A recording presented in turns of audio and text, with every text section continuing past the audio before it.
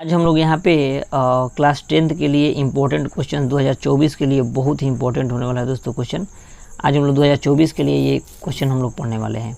यहाँ पे प्रकाश जो है, प्रकाश चैप्टर का परावर्तन और अपवर्तन का चैप्टर जो है हम लोग देखने वाले हैं। ये बहुत इंपॉर्टेंट क्वेश्चन है दोस्तों, आप लोग देख सकते हैं। इसमें देखिए कह रहा है 1 नंबर क्वेश्चन का, निम्न में कौन सा पदार्थ लेंस बनाने के लिए उपयुक्त नहीं है। तो देखिए जल से भी बनता है, प्लास्टिक भी उसमें लगा रहता है और कांच भी लगा रहता है, लेकिन मिट्टी का हम लोग यूज नहीं करते हैं।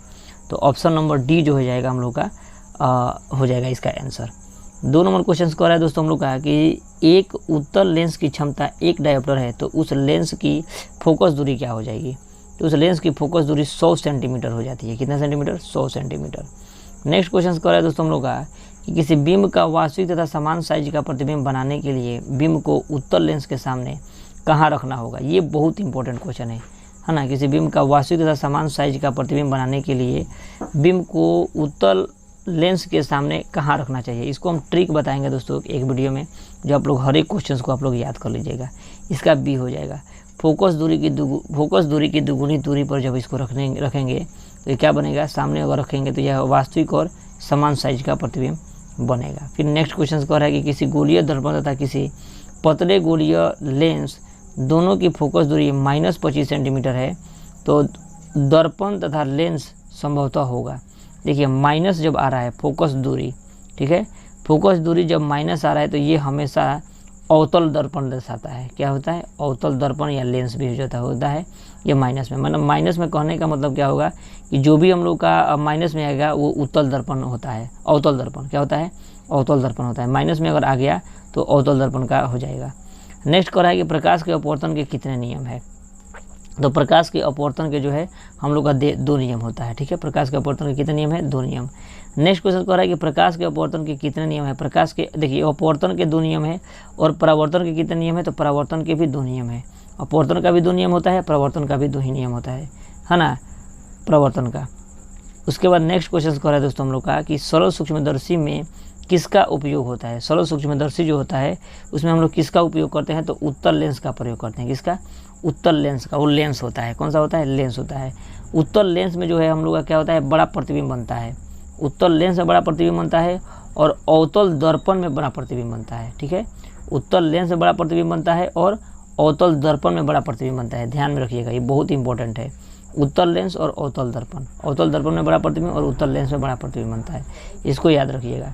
नेक्स्ट क्वेश्चन हम लोग का कह रहा है कि किसी माध्यम के अपवर्तनांक का मान होता है। किसी माध्यम के अपवर्तनांक का मान होता है sin i/sin r होता है। क्या होता है? sin i/sin r। Option number हम लोग का कितना हो जाएगा? A number, sin i/sin r।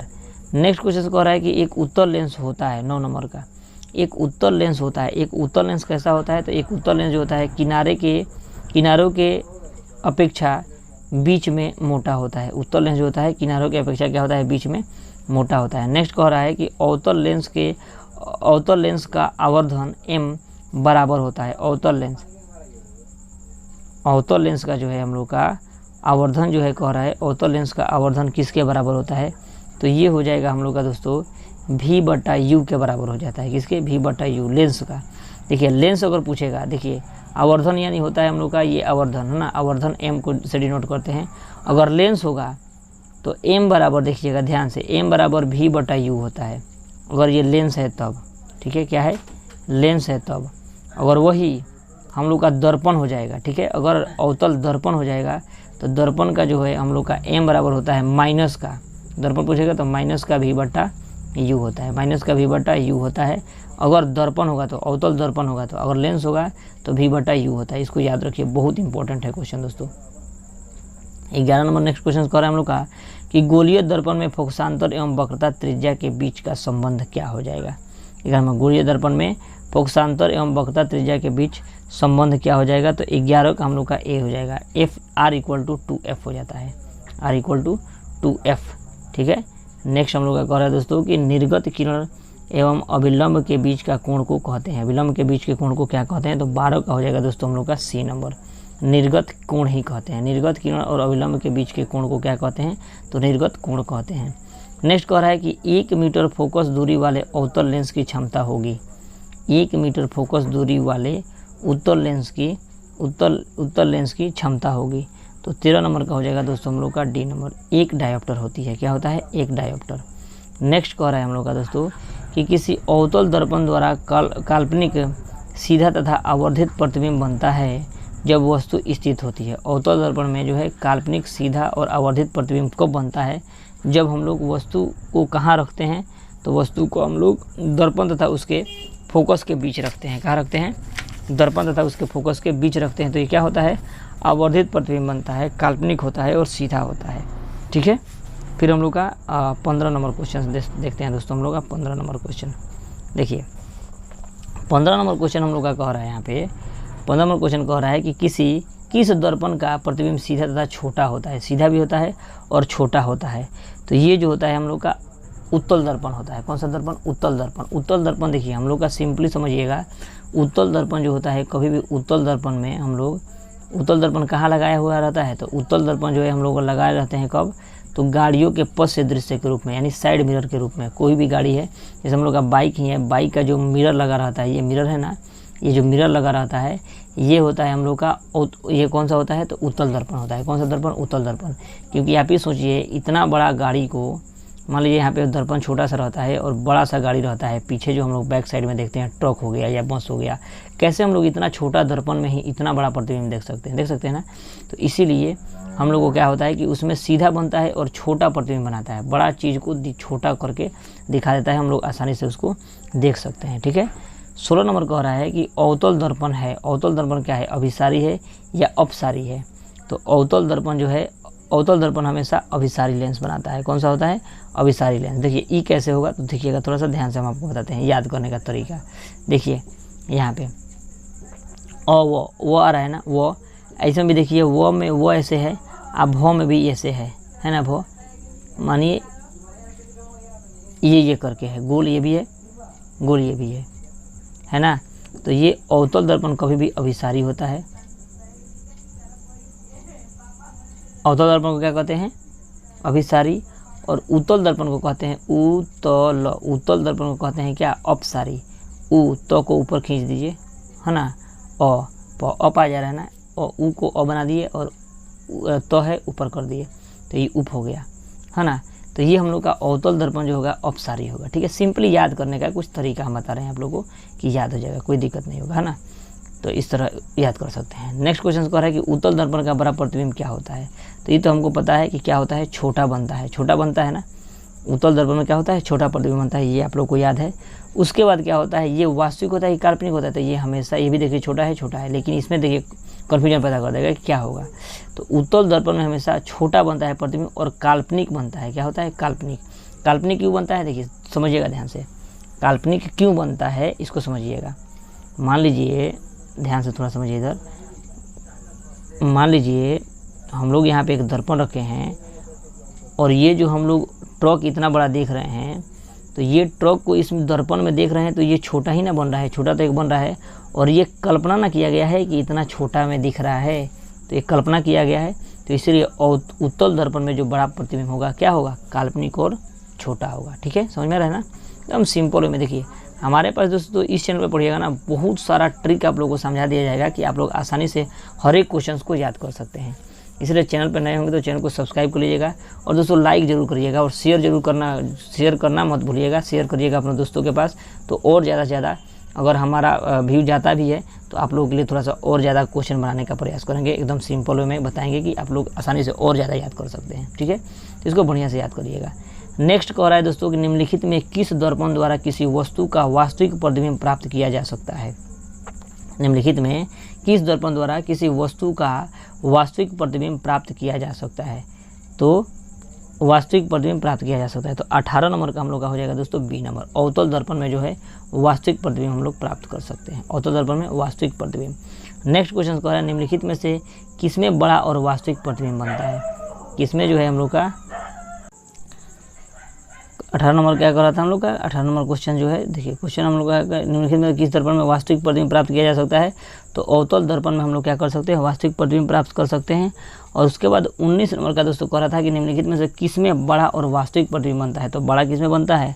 तो बड़ा हम लोग जानते ही हैं किसमें बनता है, तो अवतल दर्पण में बनता है। कैसे, अवतल दर्पण का हम लोग 2-3 को तरीका समझते हैं। अवतल दर्पण में बड़ा प्रतिबिंब बनता है, क्यों, क्योंकि इसमें क्या होता है, हम लोग का अवतल दर्पण से बनाने से, अवतल दर्पण में हम लोग किस चीज़ का यूज़ करते हैं, तो एक तो दाढ़ी बनाने के लिए यूज करते हैं। दाढ़ी बनाने के लिए अवतल दर्पण का प्रयोग करते हैं, क्यों, इसमें से छोटा चीज़, कोई भी एक दाढ़ी, छोटा सा बाल भी छूट जाता है तो इसमें क्या होता है, बड़ा सा दिखाता है, इसकी वजह से आसानी से हम उस बाल को फिर क्लीनिंग कर सकते हैं। इसीलिए हम लोग अवतल दर्पण में जो होता है, क्या होता है, अवतल दर्पण में क्या होता है, हम लोग का बड़ा और वास्तविक प्रतिबिंब बनता है ना। इसको और सर्च लाइटों में इसका, और कुकर, सौर कुकर में भी हम लोग अवतल दर्पण का ही प्रयोग करते हैं, इसको याद रखिए। नेक्स्ट हो रहा है समतल दर्पण द्वारा बना प्रतिबिंब होता है। तो समतल दर्पण द्वारा बना प्रतिबिंब जो होता है वो होता है हमेशा कैसा होता है, तो भी काल्पनिक होता है। क्या होता है, समतल दर्पण द्वारा बना प्रतिबिंब कैसा होता है, काल्पनिक होता है। फिर हम लोग का फिर नेक्स्ट क्वेश्चन हो रहा है दोस्तों हम लोग का 21 का, कि किसी वस्तु का आवर्धित प्रतिबिंब बनता है। किसमें जो है, किसी वस्तु का आवर्धित, आवर्धित का मतलब होता है बड़ा, आवर्धन का क्या मतलब होता है, बड़ा प्रतिबिंब बनता है। किसमें बड़ा प्रतिबिंब बनता है, तो अवतल दर्पण में जो है हम लोग का क्या होता है, बड़ा प्रतिबिंब बनता है। नेक्स्ट क्वेश्चन कह रहा है कि काल्पनिक प्रतिबिंब हमेशा बनता है।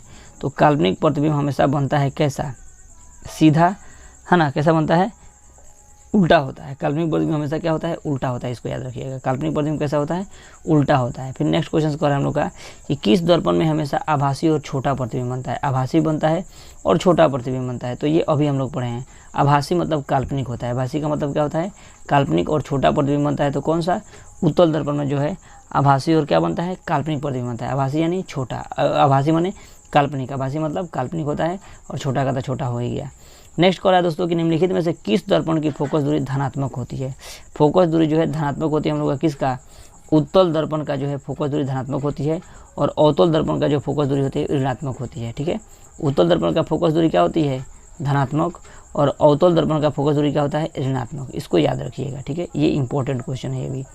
नेक्स्ट क्वेश्चन कल हम लोग का दोस्तों कि गोलीय दर्पण के ध्रुव और फोकस के बीच की दूरी को क्या कहते हैं। ध्रुव और फोकस के बीच की दूरी को फोकसांतर कहते हैं। क्या कहते हैं, फोकसांतर। ध्रुव और फोकस के बीच की दूरी को क्या बोलते हैं हम लोग दोस्तों, फोकसांतर बोलते हैं। क्या बोलते हैं, फोकसांतर।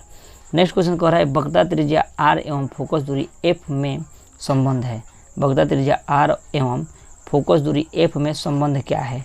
तो 26 नंबर का हो जाएगा दोस्तों हम लोग का ए नंबर, 26 का ए नंबर हो जाएगा f बराबर r/2, f बराबर r/2। नेक्स्ट क्वेश्चन कह रहा है दोस्तों कि हजामत बनाने के लिए किसका प्रयोग करते हैं। हजामत यानी दाढ़ी बनाने के लिए किस दर्पण का प्रयोग करते हैं, तो अवतल दर्पण का प्रयोग करते हैं। अभी हम लोगों को बताएं ना अभी। तो हजामत बनाने के लिए हम लोग किस दर्पण का प्रयोग करते हैं दोस्तों, हजामत बनाने के लिए हम लोग किस दर्पण का, तो अवतल दर्पण का प्रयोग करते हैं। उसके बाद अभी आप लोग को बताए हैं हम लोग सौर कुकर में किस दर्पण का प्रयोग करते हैं, तो इसमें भी हम लोग किसका, अवतल दर्पण का ही प्रयोग करते हैं सौर कुकर में। उसके बाद देखिए सर्ज लाइट का परावर्तक सतह भी जो होता है, सर्ज लाइट का परावर्तक सतह भी होता है हम लोग का क्या चीज़ का, अवतल दर्पण में ही यूज करते हैं। सर्च लाइट के परावर्तक सतह के रूप में हम लोग अवतल दर्पण का ही प्रयोग करते हैं। नेक्स्ट क्वेश्चन कह रहा है दोस्तों हम लोग का, नेक्स्ट क्वेश्चन कि रोगियों का जो है, रोगियों का नाक, कान या गला जो है, रोगियों का नाक, कान यानी गला आदि को जो है जांच के लिए डॉक्टरों द्वारा किस दर्पण का प्रयोग करते हैं। तो इसमें जो है, इसमें भी हम लोग किस दर्पण का प्रयोग करते हैं, तो इसमें भी हम लोग अवतल दर्पण का ही प्रयोग करते हैं। अवतल दर्पण का प्रयोग करेंगे, इसको याद रखिएगा, अवतल दर्पण का प्रयोग करेंगे। ये भी बहुत इंपॉर्टेंट क्वेश्चन है दोस्तों, ठीक है। नेक्स्ट क्वेश्चन हम लोग का कह रहा है फिर हम लोग का दोस्तों यहाँ पे 31 नंबर कह रहा है दोस्तों कि पानी में डूबी हुई उत्तल लेंस फोकस दूरी में हवा, इसकी फोकस दूरी की अपेक्षा क्या होती है।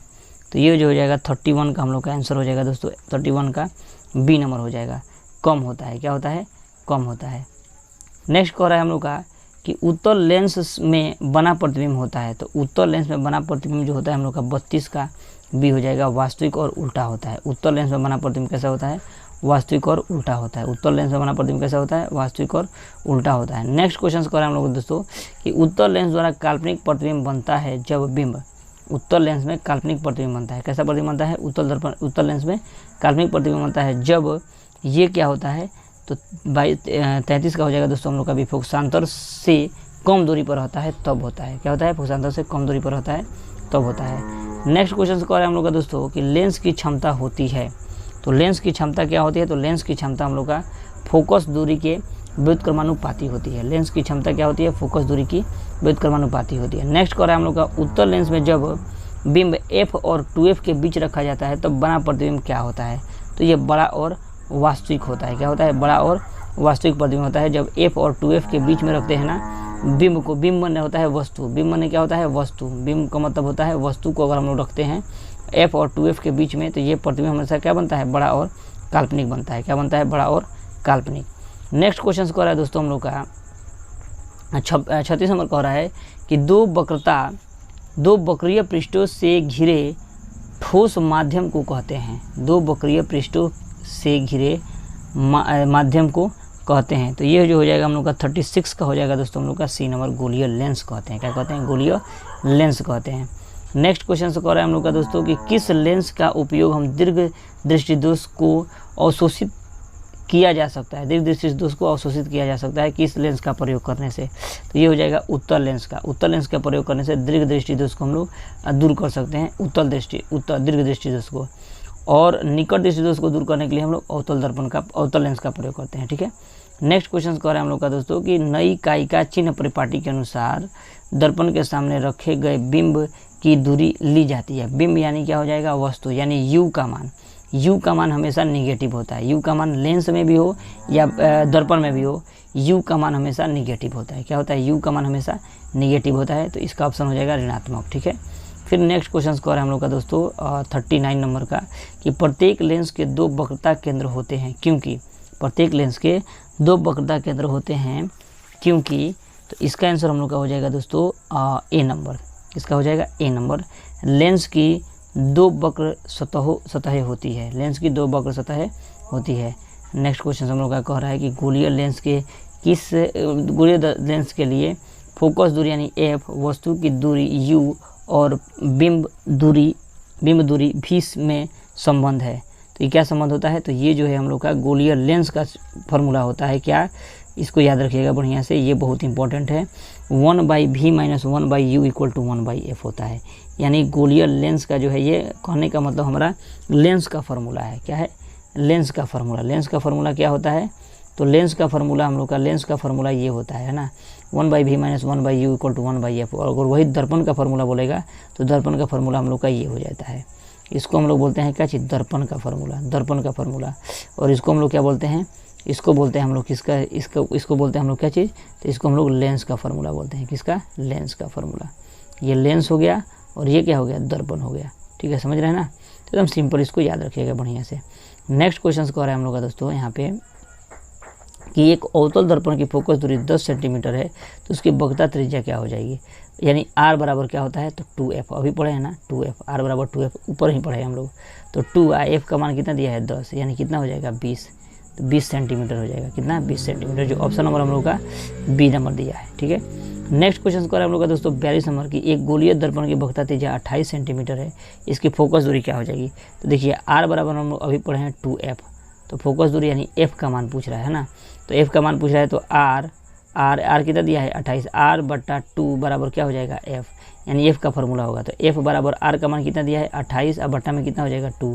तो यहाँ पे काट देंगे तो कितना हो जाएगा? 14 दूना 28। यानी आंसर हम लोग का कितना हो जाएगा? आंसर नंबर सी हो जाएगा। ऑप्शन नंबर सी आंसर हो गया।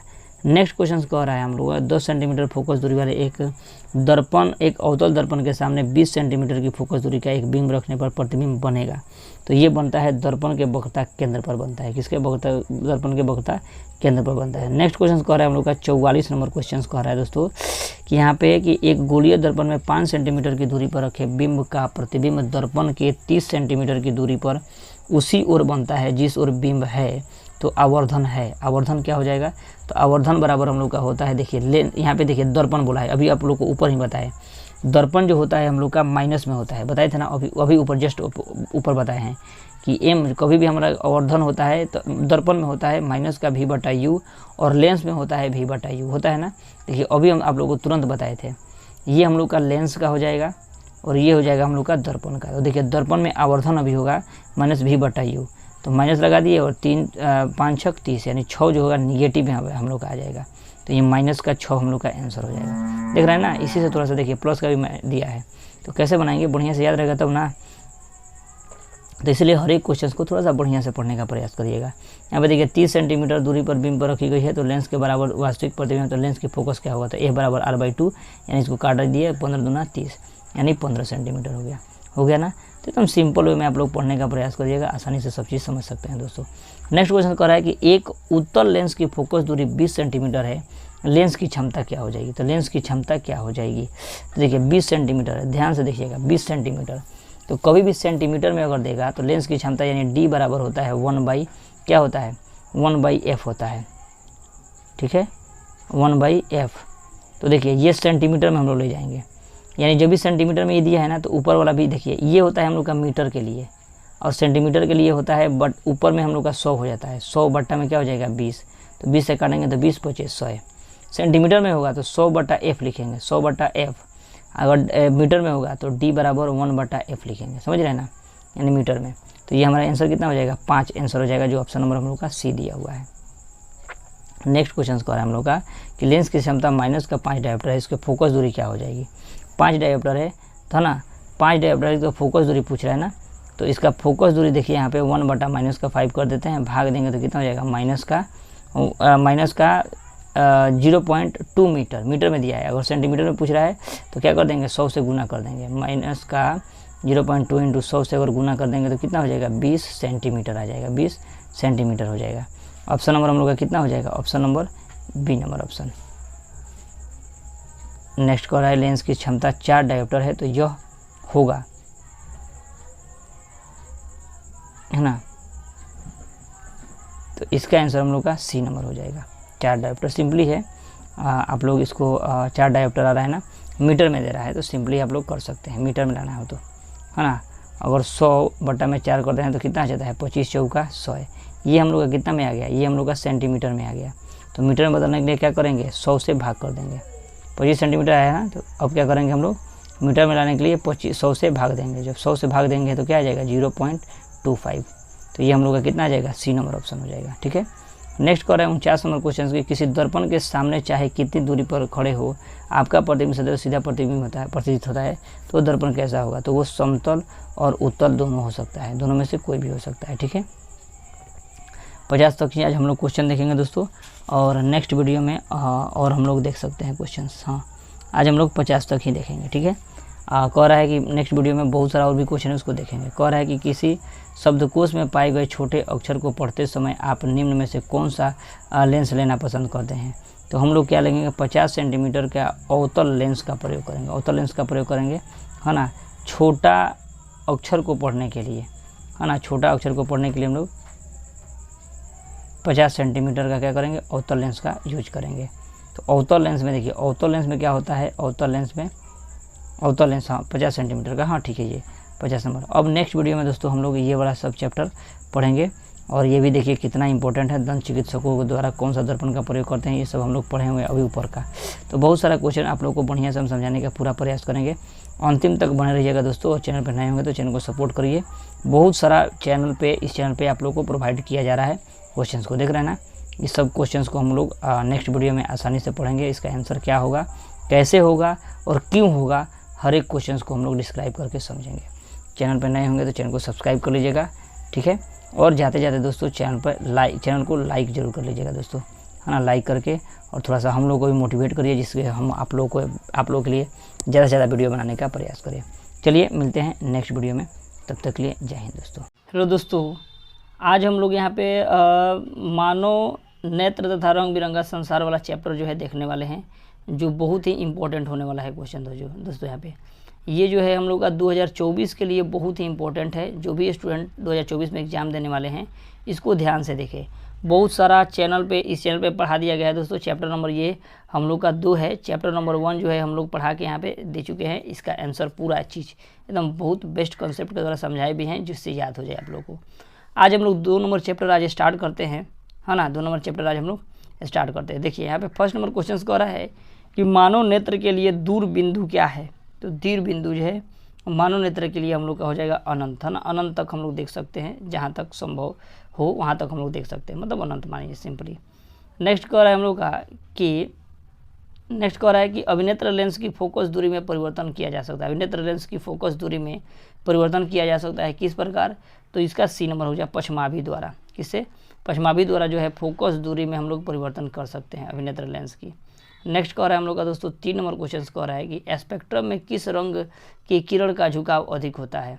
है ना। किस किरण मतलब देखिए कहने का मतलब हम आप लोगों को समझा रहे हैं, ध्यान से समझिएगा। यहाँ पे देखिए कहने का मतलब देखिए स्पेक्ट्रम में किस रंग का किरण का झुकाव अधिक होता है। कहने का मतलब एक जब प्रिज्म लेते हैं तो सूर्य का किरण जो होता है दोस्तों, सूर्य का किरण जो होता है वो कैसे जो है जब मान लीजिए सूर्य का किरण जब हम लोग यहाँ से एक निकालते हैं, यानी जिसको बोलते हैं हम लोग वाइट लाइट को अगर हम लोग घुमाते हैं तो ये जो है हम लोग को 7 रंगों में विभक्त हो जाता है। प्रिज्म से कितना रंगों में? 7 रंगों में विभक्त हो जाता है। तो वही कह रहा है कि कौन सा रंग जो है 7 को गिन लीजिएगा, है ना, इसमें 7 को ही होता है। और 7 को रंग में ही कौन सा रंग जो है ज़्यादा झुकाव हो जाता है, किस रंग का झुकाव अधिक होता है, वही पूछ रहा है।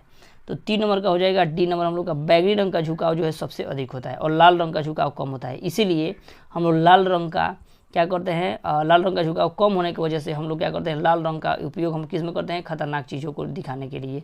जैसे मान लीजिए कि हर एक ट्रैफिक में हम लोग लाल रंग का ही यूज करते हैं ना, इसीलिए क्योंकि दूर से भी हम लोग को समझ में आ जाए, दिखने में लग जाए कि हाँ ये है। इसीलिए देखिए कह रहा है कि स्पेक्ट्रम द्वारा स्पेक्ट्रम प्राप्त करने के लिए किसका उपयोग किया जाता है, तो किसका उपयोग किया जाता है, प्रिज्म का। देखिए अभी बताया है ना प्रिज्म का। हर एक चीज़ पढ़िएगा दोस्तों, आराम से सिंपल वे में समझ में आ जाएगा। इसलिए आप लोग बढ़िया से इसको कंसेप्ट पढ़िए। इस चैनल पे बहुत सारा वीडियो अपलोड किया गया है, आप लोग जाके देख सकते हैं। ठीक है, नेक्स्ट कह रहा है दोस्तों कि जो नेत्र निकट की वस्तुओं को साफ नहीं देख सकता वह उस नेत्र में होता है। जो निकट की वस्तु को साफ नहीं देख सकता उसे दूरदृष्टि होता है। ये उल्टा होता है, समझे, ये उल्टा होता है। नेत्र में निकट की वस्तु को साफ नहीं देख पाता है, निकट की वस्तु को साफ नहीं देख पाता है तो दूरदृष्टि होता है। और जो दूर की वस्तु को साफ नहीं देख पाता है उसको क्या होता है, निकट दृष्टि दोष होता है। इसको याद रखिएगा। नेक्स्ट क्वेश्चन कर रहे हैं हम लोग का दोस्तों कि मानव नेत्र जो होता है हम लोग का किस प्रकार का होता है, तो ये जो है हम लोग का होता है उत्तल लेंस होता है। कैसा लेंस होता है, उत्तल लेंस होता है। मानव नेत्र कैसा होता है, उत्तल लेंस होता है। फिर नेक्स्ट क्वेश्चन हम लोग का कह रहा है दोस्तों यहाँ पे 7 नंबर क्वेश्चन। देखिए 7 नंबर क्वेश्चन कह रहा है यहाँ पे 7 नंबर कह रहा है कि मानव नेत्र वस्तु का प्रतिबिंब निम्न में से किस भाग पर बनाता है, किस पे बनाता है, तो रेटिना पर बनाता है। 7 नंबर का हो जाएगा दोस्तों हम लोग का सी नंबर, रेटिना पर बनता है। जैसे रेटिना एक पर्दा है मानिए, ठीक है, रेटिना जो है एक पर्दा है। कैसे हम लोग प्रोजेक्टर चलाते हैं तो पर्दा पर बनाते हैं ना, दिखाते हैं।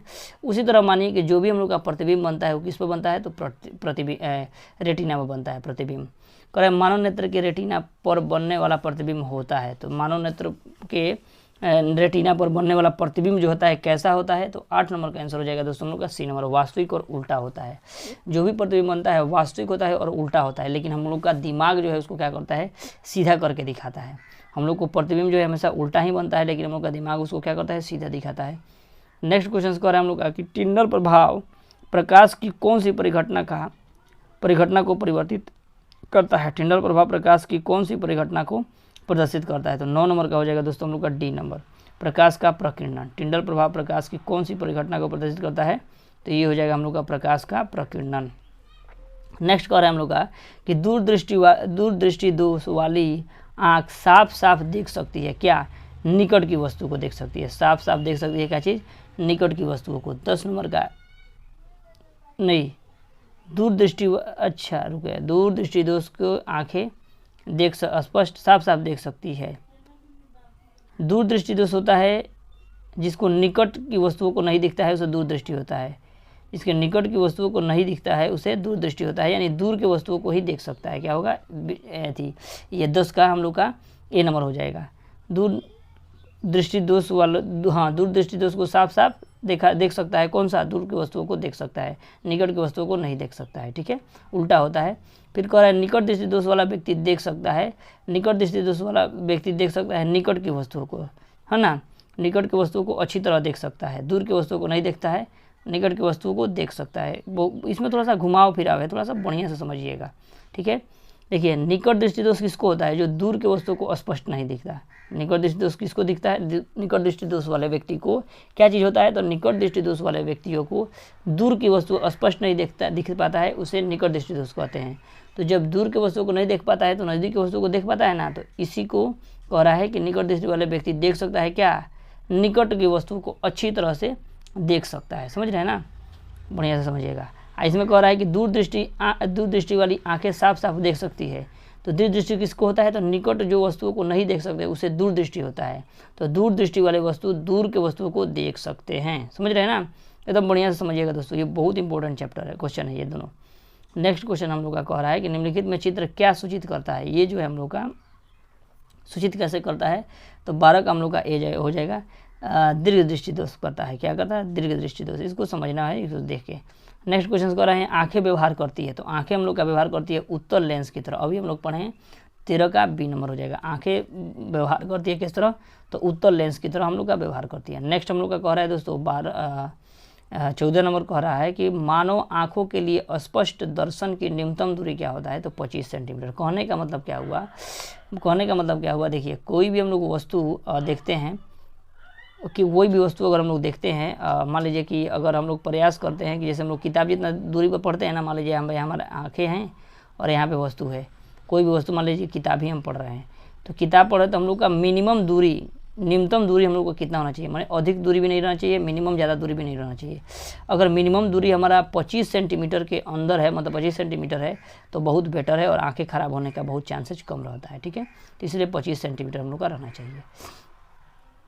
नेक्स्ट कह रहा है कि किस दृष्टि दोष के निवारण के लिए अवतल लेंस का उपयोग किया जाता है, तो अवतल लेंस का उपयोग जो है हम लोग करते हैं किसका, निकट दृष्टि दोष के लिए। अवतल लेंस का उपयोग हम लोग कब करते हैं, निकट दृष्टि दोष के लिए। सिंपली आप लोग समझिएगा, देखिए।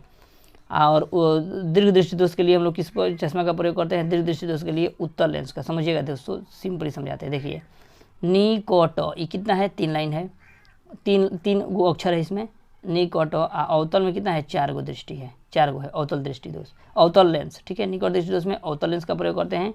और देखिए दीर्घ दृष्टि दोष वाले मनुष्य के चश्मे में होता है कौन सा, तो उत्तल लेंस। तो देखिए दीर्घ दृष्टि दोष यानी दूर दृष्टि दोष में कई गो है, वर्ड को क्या है, 2 गो है वर्ड है, उत्तल कई गो है, 3 गो है उत्तल का गो है 3 गो।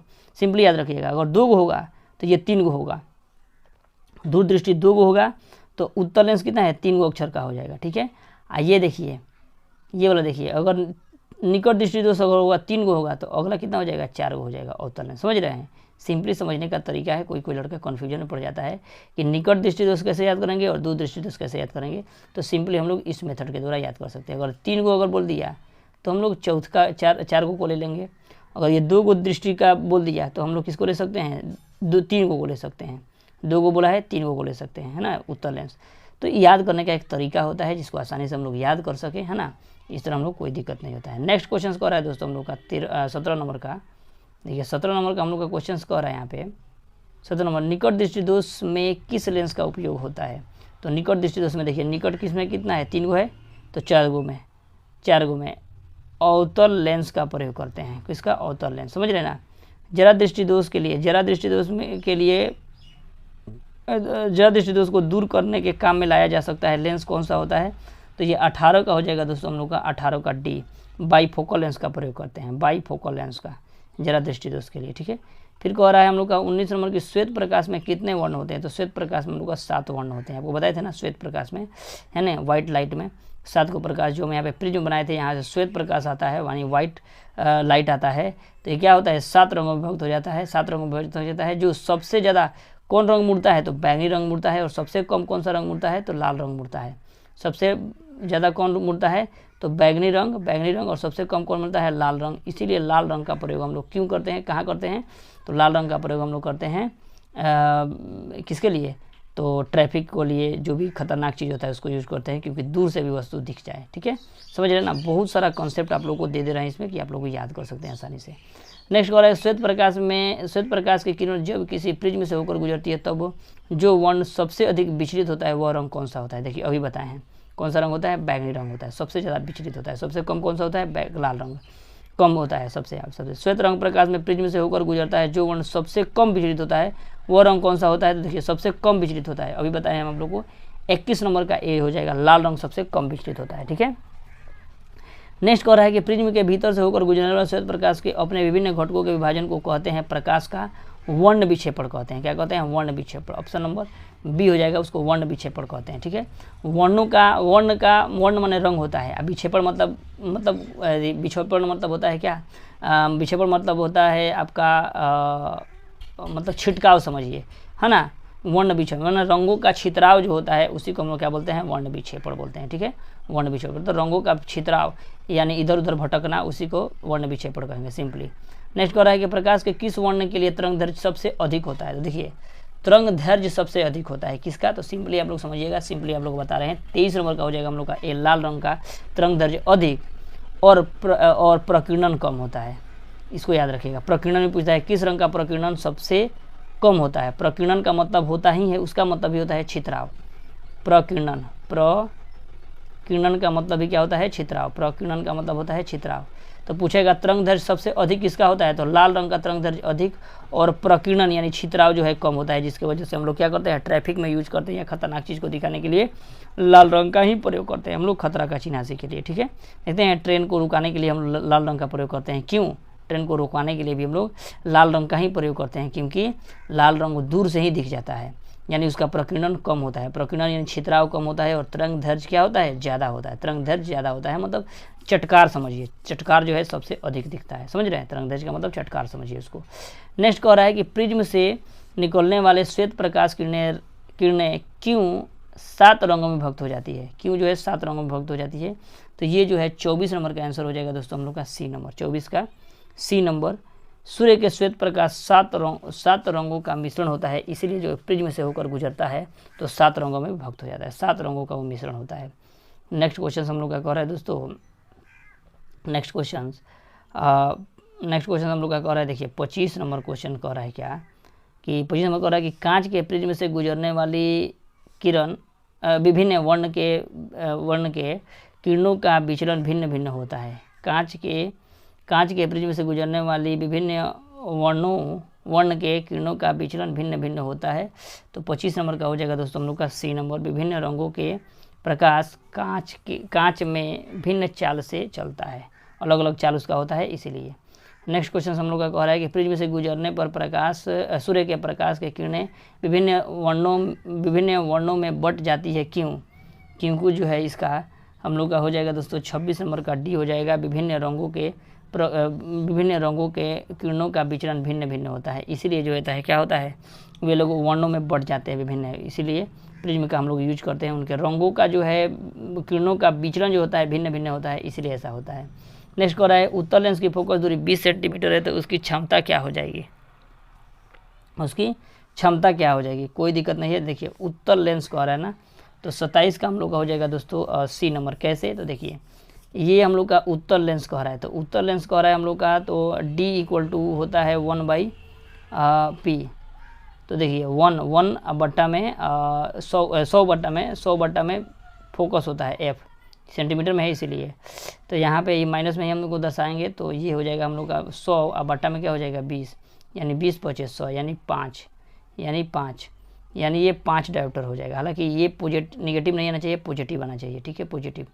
नेक्स्ट क्वेश्चन हम लोग का कह रहा है कि पुतली के साइज को नियंत्रित करता है, कौन सा करता है, तो 28 नंबर का हो जाएगा दोस्तों। परितारिका जो है पुतली के साइज को नियंत्रित करता है। देखिए परितारिका पुतली के साइज को नियंत्रित करता है, कहने का मतलब देखते हैं, कभी आप लोग ध्यान दिए होंगे, कभी भी हम लोग एकदम छाया में से अचानक धूप में से किसी छाया में आते हैं, छाया मतलब मानिए घर में आते हैं एकदम अचानक, तो हम लोग को एकदम अंधेरा अंधेरा दिखने लगता है, देखते हैं एकदम अंधेरा सा दिखता है। या अंधेरा से हम लोग धूप में निकलते हैं तो थोड़ा सा आँख एकदम थोड़ा मतलब कम दिखता है पहले, उसके बाद धीरे धीरे दिखने लगता है।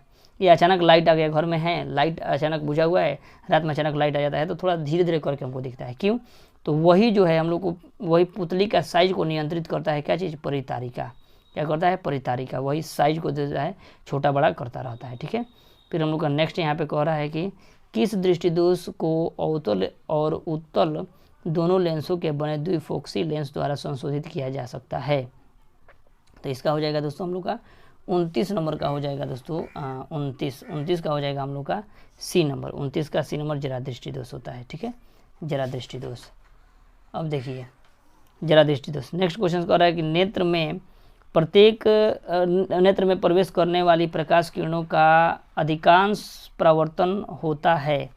अधिकांश परावर्तन कहाँ होता है, तो ये जो होगा हम लोग का दोस्तों 30 नंबर का हो जाएगा दोस्तों हम लोग का कितना, तो 30 का हो जाएगा सी नंबर। ठीक है, कॉर्निया के बाहरी पृष्ठ पर होता है, कॉर्निया के बाहरी पृष्ठ पर होता है। नेक्स्ट कह रहा है हम लोग का दोस्तों कि जब सूर्य का प्रकाश वायुमंडल से गुजरता है तो सूर्य के सूक्ष्म कण किस रंग के प्रकाश में अधिक प्रबलता से प्रकीर्ण होता है? प्रकीर्ण होता है यानी क्या होता है? प्रकीर्ण यानी छितराव होता है। तो 31 नंबर का हो जाएगा दोस्तों हम लोग का डी नंबर, नीला रंग का, है ना, नीला रंग का होता है। नेक्स्ट क्वेश्चन करना, मानव नेत्र कार्य करता है किसके समान? तो कैमरे की भांति करता है हम लोग का। कैसे? कैमरे की भांति। 32 नंबर का हो जाएगा दोस्तों हम लोग का बी नंबर, कैमरे की भांति हम लोग का करता है। नेक्स्ट क्वेश्चन कह रहा है कि प्रकाश एक पतली झिल्ली से होकर नेत्र में प्रवेश करता है, इस झिल्ली को हम लोग क्या कहते हैं? तो 33 का हम लोग का दोस्तों सी नंबर हो जाएगा, सी नंबर, कॉर्निया और स्वच्छ मंडल, कॉर्निया और स्वच्छ मंडल। नेक्स्ट कह रहा है कि नेत्र गोलक की आकृति लगभग होती है, नेत्र गोलक की आकृति लगभग कैसी होती है? तो 34 का हो जाएगा दोस्तों हम लोग का बी नंबर, 34 का बी नंबर गोलाकार होता है, नेत्र गोलक की आकृति गोलाकार होता है। नेक्स्ट कह रहा है दोस्तों कि नेत्र गोलक का व्यास लगभग होता है, नेत्र गोलक का व्यास लगभग होता है, तो 35 का ए नंबर हो जाएगा, 2.3 सेंटीमीटर होता है, नेत्र गोलक का व्यास 3.2 सेंटीमीटर होता है। नेक्स्ट कह रहा है कि कॉर्निया के पीछे एक स्वच्छ संरचना होती है जिसे हम लोग कहते हैं, कॉर्निया के पीछे एक स्वच्छ संरचना होती है जिसे हम लोग क्या कहते हैं? तो परितारिका कहते हैं। क्या कहते हैं? परितारिका। नेक्स्ट क्वेश्चन कह रहा है हम लोग का कि परितारिका नियंत्रण करती है, परितारिका जो है नियंत्रण करती है, तो 37 का हम लोग का दोस्तों डी नंबर हो जाएगा, पुतली के साइज को, पुतली जो बता रहे हैं ना साइज को छोटा बड़ा करता है, इसी के साइज को हम लोग देते हैं। कहीं अंधेरा में भी जाते हैं तो थोड़ा सा आँख को थोड़ा सा ज़्यादा फैलाते हैं, जिसकी वजह से तो कोई चीज़ हम लोग को दिख जाता है, दिखते हैं ना, वैसे ही हम लोग का, है ना। तो परितारिका नियंत्रित करती है, पुतली के साइज को नियंत्रित करती है। नेक्स्ट कह रहा है कि नेत्र में प्रवेश करने वाली प्रकाश की मात्रा को नियंत्रित करता है कौन सा? परितारिका करता है। कौन सा करता है? 38 नंबर का हो जाएगा हम लोग का पुतली करता है ना, पुतली। अभी ना परितारिका को नियंत्रित करता है कौन सा? तो पुतली। नेत्र में प्रवेश करने वाली प्रकाश को नियंत्रण करता है, ये भी करता है कि पुतली करता है, ठीक है, पुतली, ध्यान में रखिएगा। नेक्स्ट कह रहा है हम लोग का कि बृहद संख्या में प्रकाश सुग्राही कोशिकाओं कहाँ होती है? सुग्राही कोशिकाएं जो है कहाँ होती है? तो 39 का हो जाएगा दोस्तों हम लोग का ए नंबर, 39 का ए नंबर हो जाएगा रेटिना पे, ठीक है। नेक्स्ट कह रहा है कि विद्युत सिग्नल कौन उत्पन्न करता है? विद्युत सिग्नल जो है कौन उत्पन्न करता है? तो 40 नंबर का हो जाएगा दोस्तों हम लोग का बी नंबर, प्रकाश सुग्राही जो है विद्युत सिग्नल को उत्पन्न करता है। प्रकाश सुग्राही जो है विद्युत सिग्नल को उत्पन्न करता है। नेक्स्ट क्वेश्चन कर रहा है कि सिग्नलों की व्याख्या कहाँ होती है? सिग्नलों की व्याख्या कहाँ होती है? तो 41 का हो जाएगा ए नंबर, मस्तिष्क में। सिग्नलों की व्याख्या कहाँ होती है? मस्तिष्क में। कहाँ होती है? मस्तिष्क में। नेक्स्ट कह रहा है हम लोग का 242 में कि मोतियाबिंद की स्थिति होती है जब, मोतियाबिंद की स्थिति कब होती है? जब। तो 42 नंबर का हो जाएगा दोस्तों हम लोग का डी नंबर, डी नंबर क्या हो जाएगा? डी नंबर, ए और बी दोनों, मोतियाबिंद की स्थिति ए और बी दोनों, क्यों? क्रिस्टलीय लेंस धुंधला हो जाता है और क्रिस्टलीय लेंस दुधिया हो जाता है और धुंधला हो जाता है, ठीक है। नेक्स्ट हम लोग का कह रहा है दोस्तों कि वायुमंडल में प्रकाश का कौन सा रंग यानी वर्ण जो है अधिक प्रकीर्णन करता है, यानी छितराव अधिक होता है, किस रंग का? तो नीला रंग या बैगनी रंग, तो नीला रंग हो जाता है, ठीक है, नीला रंग या बैगनी रंग। बहुत सारा क्वेश्चन आप लोग को दोस्तों, हमको विश्वास है कि इस वीडियो के माध्यम से बहुत सारा क्वेश्चन आप लोग को याद हो गया होगा, ठीक है, एकदम सिंपल वे में समझ भी गए होंगे और याद भी हो गया। इसीलिए आप लोग इस चैनल को सब्सक्राइब कर लीजिएगा, जाते जाते दोस्तों लाइक भी कर लीजिएगा। बहुत सारा इसी तरह कॉन्सेप्ट हम आप लोग को देने का पूरा प्रयास करेंगे। नेक्स्ट कह रहा है इंद्रधनुष में कितने रंग होते हैं? तो 7 रंग होते हैं, सिंपल, ठीक है। फिर हम लोग का नेक्स्ट कह रहा है यहाँ पे दोस्तों कि सर्वप्रथम सूर्य का स्पेक्ट्रम प्राप्त करने के लिए कांच के प्रिज्म का उपयोग किसने किया था? तो सबसे पहले प्रिज्म का ये कौन किया था? तो दोस्तों ये न्यूटन ने किए थे। न्यूटन ने जो है, मतलब कहने का मतलब ये जो स्पेक्ट्रम प्रिज्म जो दिए हुए थे और प्रिज्म से 7 रंगों में विभक्त कराए थे, 7 रंगों में क्या कराए थे? विभक्त कराए थे। ये कौन कराए थे? तो न्यूटन ने कराए हुए थे, न्यूटन। नेक्स्ट कह रहा है कि इंद्रधनुष किस दिशा में बनता है? तो ये जो हमेशा देखिएगा सूर्य के विपरीत दिशा में बनेगा। इंद्रधनुष जो बनेगा सूर्य के विपरीत दिशा में, मतलब सूर्य हम लोग का इधर मान लीजिए उग रहा है तो इंद्रधनुष हम लोग का इधर बनेगा, ठीक है। 46 नंबर का हो जाएगा दोस्तों हम लोग का बी नंबर, इधर बनेगा। और मान लीजिए सूर्य इधर दिख रहा है तो हम लोग का ये जो है इंद्रधनुष इधर बनता है। इंद्रधनुष देखें ना 7 रंगों में विभक्त रहता है, वही इंद्रधनुष बनता है, ठीक है। नेक्स्ट क्वेश्चन कर रहा है कि निर्वात में प्रकाश का चाल कितना होता है? 3 × 10 के पावर 8 मीटर प्रति सेकंड होता है, यानी ऑप्शन नंबर सी, 47 का सी नंबर हो जाएगा। ये इंपॉर्टेंट है। प्रिज्म में निर्वात का मतलब होता है जिसमें ऐसा क्षेत्र जहाँ पर हवा भी नहीं हो, उसे निर्वात कहते हैं, ठीक है। तो निर्वात में प्रकाश की चाल। नेक्स्ट कह रहा है कि हम लोग का कि वायुमंडलीय अपवर्तन के कारण सूर्य हमें वास्तविक सूर्योदय के लगभग कितने मिनट पहले दिखाई देता है? तो 2 मिनट पहले ही दिखाई देता है। कहने का मतलब क्या हुआ? 48 नंबर का ए हो जाएगा। कहने का मतलब क्या हुआ कि कभी भी देखते हैं आप लोग सूर्योदय या सूर्यास्त के समय क्या होता है कि कभी भी हम लोग को सूर्य भगवान जो है लालिमा दिखाई देते हैं, लालिमा दिखाई देते हैं ना, लालिमा दिखाई देते हैं, ये अपवर्तन के कारण होता है, वायुमंडलीय अपवर्तन के कारण होता है। किसके कारण? वायुमंडलीय अपवर्तन के कारण ये लाल दिखाई देते हैं। देखिएगा सूर्य के उगने से पहले ये लाल पहले दिखाई देंगे, उसके बाद धीरे धीरे उगेंगे।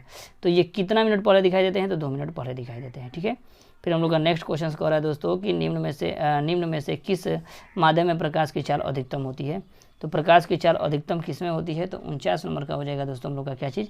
हवा में सबसे अधिक होती है। नेक्स्ट कह रहा है कि सूक्ष्म कणों का एक विषमांगी मिश्रण होता है। तो 50 नंबर का हो जाएगा दोस्तों हम लोग का ए नंबर वायुमंडल। सूक्ष्म कणों का एक विषमांगी मिश्रण होता है यानी वायुमंडल। कहने का मतलब इसमें सभी बहुत सारे वायुमंडल में हम लोग का बहुत सारे अथी होते हैं ना, गैस होते हैं ना, वो इसीलिए विषमांगी मिश्रण बोल दिया है। कौन सा? वायुमंडल। इस तरह दोस्तों हम लोग आज 50 क्वेश्चंस कंप्लीट किए और नेक्स्ट वीडियो में भी दोस्तों हम लोग यहाँ से देखिए 50 नंबर के बाद ये सब क्वेश्चंस को देखेंगे, एकदम सिंपल वे में समझने का पूरा प्रयास करेंगे। 54 ही है ना? 54 ही है ना? और भी क्वेश्चंस दिया गया है, देखते हैं। 54 क्वेश्चन ही पढ़ा देते हैं आप लोगों को, है ना। उसके बाद फिर हम लोग देखते हैं नेक्स्ट वीडियो में। देख लीजिए ये और 3-4 को क्वेश्चन है, देख लेते हैं इसको भी हम लोग। कह रहा है कि प्रकाश के प्रकीर्णन कणों को बनाता है, प्रकाश के प्रकीर्णन कणों को बनाता है। ये कैसे बनाता है? तो 51 नंबर का हो जाएगा दोस्तों हम लोग का 51 का हो जाएगा दोस्तों हम लोग का ए नंबर दृश्य। ठीक है, दृश्य। नेक्स्ट टिंडल प्रभाव को देखा जा सकता है कहाँ पे? तो जंगलों में देखा जा सकता है। टिंडल प्रभाव को जंगलों में देखा जा सकता है। ये सिंपली आप लोग समझिएगा, वो भी घने जंगलों में। कहने का मतलब देखिएगा, कभी हम लोग का खिड़की से बंद रहता है तो उससे एक, अगर मान लीजिए कि कहीं से एक सूर्य का प्रकाश अगर इधर आता है ना घरों में, तो देखिएगा गर्दा की तरह इसमें दिखता है। इसी को टिंडल प्रभाव समझने के लिए समझ सकते हैं, सब छोटा सा। नेक्स्ट क्वेश्चन कह रहा है कि वायुमंडल नहीं होता तो आकाश कैसा प्रतीत होता? तो काला प्रतीत होता हम लोग का। कैसा? वायुमंडल नहीं होता तो कैसा प्रतीत होता है? काला। नेक्स्ट क्वेश्चन कह रहा है अत्यधिक ऊंचाई पर उड़ने वाले यात्री आकाश कैसा प्रतीत होता है? तो उल्लू को भी कैसा प्रतीत होता है? काला ही प्रतीत होता है। कैसा? काला ही प्रतीत होता है, काला। तो नेक्स्ट वीडियो में दोस्तों हम लोग 50 क्वेश्चंस देख लिए। नेक्स्ट वीडियो में हम लोग और सारा क्वेश्चंस को देखेंगे, है ना। चैनल पर नए होंगे तो चैनल को सब्सक्राइब कर लीजिएगा। बहुत सारा इसमें जो दोस्तों आप लोग क्वेश्चन इस वीडियो के माध्यम से बहुत सारा क्वेश्चन आप समझ के भी गए होंगे और बहुत सारा याद भी हो गया होगा, है ना। तो इसीलिए दोस्तों चैनल पर नए होंगे तो चैनल को सपोर्ट करिए। डेली का डेली इस पर प्रोवाइड किया जा रहा है आप लोगों को ये सब क्वेश्चन। ठीक है, 2024 के लिए बहुत ही इंपॉर्टेंट होने वाला है आप लोगों के लिए। ठीक है, तो चैनल पर नए हो तो चैनल को सब्सक्राइब करिए। चलिए मिलते हैं नेक्स्ट वीडियो में, तब तक के लिए जय हिंद दोस्तों। तो आज हम लोग यहाँ पे क्लास 10th के लिए विद्युत चैप्टर हम लोग देखने जा रहे हैं और ये 2024 के लिए दोस्तों बहुत ही इंपॉर्टेंट होने वाला है। ठीक है, ये बहुत ही इंपॉर्टेंट होने वाला है 2024 के लिए। आप लोग अंत तक देखिएगा, है ना। विद्युत चैप्टर से बहुत सारा क्वेश्चंस आप लोग देख सकते हैं, इससे आराम से आप लोग बना सकते हैं और आप लोग का एग्जाम में बहुत सारा क्वेश्चन इसमें लड़ने वाला भी है। देखिए 1 नंबर क्वेश्चन कह रहा है कि 1 कूलम विद्युत आवेश कितने इलेक्ट्रॉन में समाये आवेश के तुल्य होता है ना। तो इसका आंसर हो जाएगा हम लोग का 1 का 6 × 10 के पावर 17 हो जाता है, 6 × 10 के पावर 17। फिर 2 नंबर कह रहा है कि 1 आमीटर का परिसर यानी रेंज जो है 0.3 एम्पियर और 1 एम्पियर स्केल का डिवीजनों की संख्या 30 है। तो उस एमीटरों का अल्पमापांक जो है क्या होता है? तो उसका अल्पमापांक जो हो जाएगा हम लोग का डी नंबर हो जाएगा 0.01 एम्पियर। कैसे? तो देखिए सिंपली हम लोग देखते हैं इसको कैसे बना सकते हैं। तो इसको हम लोग सिंपली बनाएं अगर हम लोग, तो देखिए 30 ऊपर लिख सकते हैं ना, 0.3 एम्पियर दिया है। बस आप इसको याद रखिएगा सिंपली। आगे देखते हैं हम लोग। देखिए नेक्स्ट क्वेश्चन कह रहा है हम लोग का विद्युत आवेश का एसआई मात्रक क्या होता है? तो विद्युत आवेश का एसआई मात्रक जो होता है हम लोग का, विद्युत आवेश का एसआई मात्रक क्या होता है? तो विद्युत आवेश का एसआई मात्रक हम लोग का होता है, कितना नंबर है इसका? हो जाएगा हम लोग का डी नंबर, कूलम। विद्युत आवेश कह रहा है ना, हाँ। विद्युत आवेश का देखिए विद्युत धारा का एम्पियर होता है, लेकिन विद्युत आवेश का हम लोग का होता है कूलम। विद्युत आवेश का क्या होता है? कूलम होता है। ठीक है, विद्युत आवेश का कूलम। नेक्स्ट क्वेश्चन हम लोग का कह रहा है कि अति भारण के समय विद्युत परिपथ में विद्युत धारा का मान कितना होता है? अति भारण के समय यानी ज़्यादा वोल्टेज के कारण जो होता है विद्युत परिपथ में विद्युत धारा का मान क्या होता है? घटता है। ठीक है, 4 का हो जाएगा रुकिए, विद्युत भारण के समय विद्युत परिपथ में विद्युत धारा का मान। अच्छा, विद्युत भारण के समय जो कह रहा है धारा का मान क्या हो जाता है? बहुत अधिक बढ़ जाता है, बहुत अधिक बढ़ जाता है। नेक्स्ट कह रहा है कि 1 वोल्ट कहलाता है, तो 1 वोल्ट बराबर कहलाता है आपका 1 जूल बट्टा कूलम। 1 वोल्ट कहलाता है 1 जूल बट्टा कूलम कहलाता है 1 वोल्ट। कह रहा है 6 नंबर की आमीटर को विद्युत परिपथ में कैसे जोड़ा जाता है। तो आमीटर को विद्युत धारा में, इसको जो है हम लोग का 6 नंबर का हो जाएगा दोस्तों ए, श्रेणी क्रम में। आमीटर को हम लोग श्रेणी क्रम में जोड़ते हैं और वोल्टमीटर को पार्श्वबंध में जोड़ते हैं, इसको बोलते हैं समांतर क्रम में, इसको याद रखिएगा। आमीटर को हम लोग श्रेणी क्रम में जोड़ेंगे और एक होता है वोल्टमीटर को, जो होता है वोल्टमीटर को हम लोग जोड़ते हैं वोल्टमीटर को हम लोग पार्श्वबंध या समांतर श्रेणी में जोड़ते हैं। नेक्स्ट कह रहा है हम लोग का कि निम्नलिखित में से कौन सा पद विद्युत शक्ति को निरूपित नहीं करता है, विद्युत शक्ति को निरूपित नहीं करता है। तो 7 नंबर का आंसर हो जाएगा दोस्तों हम लोग का बी नंबर IR² हो जाता है, IR² जो है नहीं करता है। नेक्स्ट क्वेश्चन कह रहा है हम लोग का एक बल्ब में 1 मीटर में 120 कूलम आवेश प्रवाहित हो रहा है तो विद्युत धारा का मान हो जाएगा तो 1 मिनट में।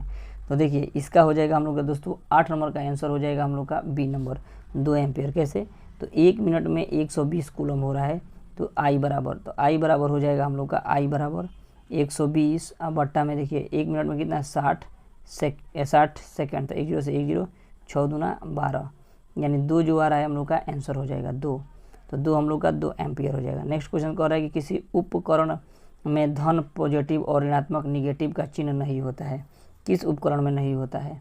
तो ये जो होगा 9 नंबर का आंसर हो जाएगा दोस्तों हम लोग का सी नंबर, कुंडली में नहीं होता है। किसमें, कुंडली में नहीं होता है। नेक्स्ट क्वेश्चन कह रहा है कि लघु पतन के समय परिपथ में विद्युत धारा का मान क्या होता है। लघु पतन में देखिए, लघु पतन में क्या होता है कि ये जो है बहुत कम हो जाता है, 10 का हो जाएगा दोस्तों हम लोग का लघु पतन में विद्युत धारा का मान, लघु पतन के समय परिपथ में विद्युत धारा का मान बहुत कम हो जाता है, ठीक है, बहुत कम हो जाएगा, B number option. Next question कह रहा है हम लोग का कि 11 नंबर, किसी बल्ब में 220 वोल्ट पर 2 एम्पियर की धारा प्रवाहित होती है तो फिलामेंट का प्रतिरोध होगा, है ना, फिलामेंट का प्रतिरोध होगा R इक्वल टू जो है हम लोग सिंपली करेंगे कितना हो जाएगा हम लोग का 11 का हो जाएगा दोस्तों हम लोग का बी नंबर, यानी 220 बट्टा में क्या हो जाएगा 2 से काटिएगा तो कितना हो जाएगा 110, तो 110 हम लोग का आंसर हो जाएगा 110 ओम। नेक्स्ट कह रहा है कि R ओम प्रतिरोध वाले N प्रतिरोध को समांतर श्रेणी में जोड़ने पर तुल्य प्रतिरोध क्या होगा, है ना, प्रतिरोध होगा। तो 12 नंबर का आंसर हो जाएगा दोस्तों हम लोग का ए नंबर, NR हो जाता है, NR ही हो जाता है समांतर क्रम में, ठीक है, NR या RN एक ही बात होगा, ठीक है। नेक्स्ट क्वेश्चन कह रहा है हम लोग का दोस्तों, एक विद्युत परिपथ की कुंडली जिसका प्रतिरोध जो है 55 ओम है, 220 वोल्ट के स्रोतों से जो विद्युत धारा लेगी उसका मान होगा।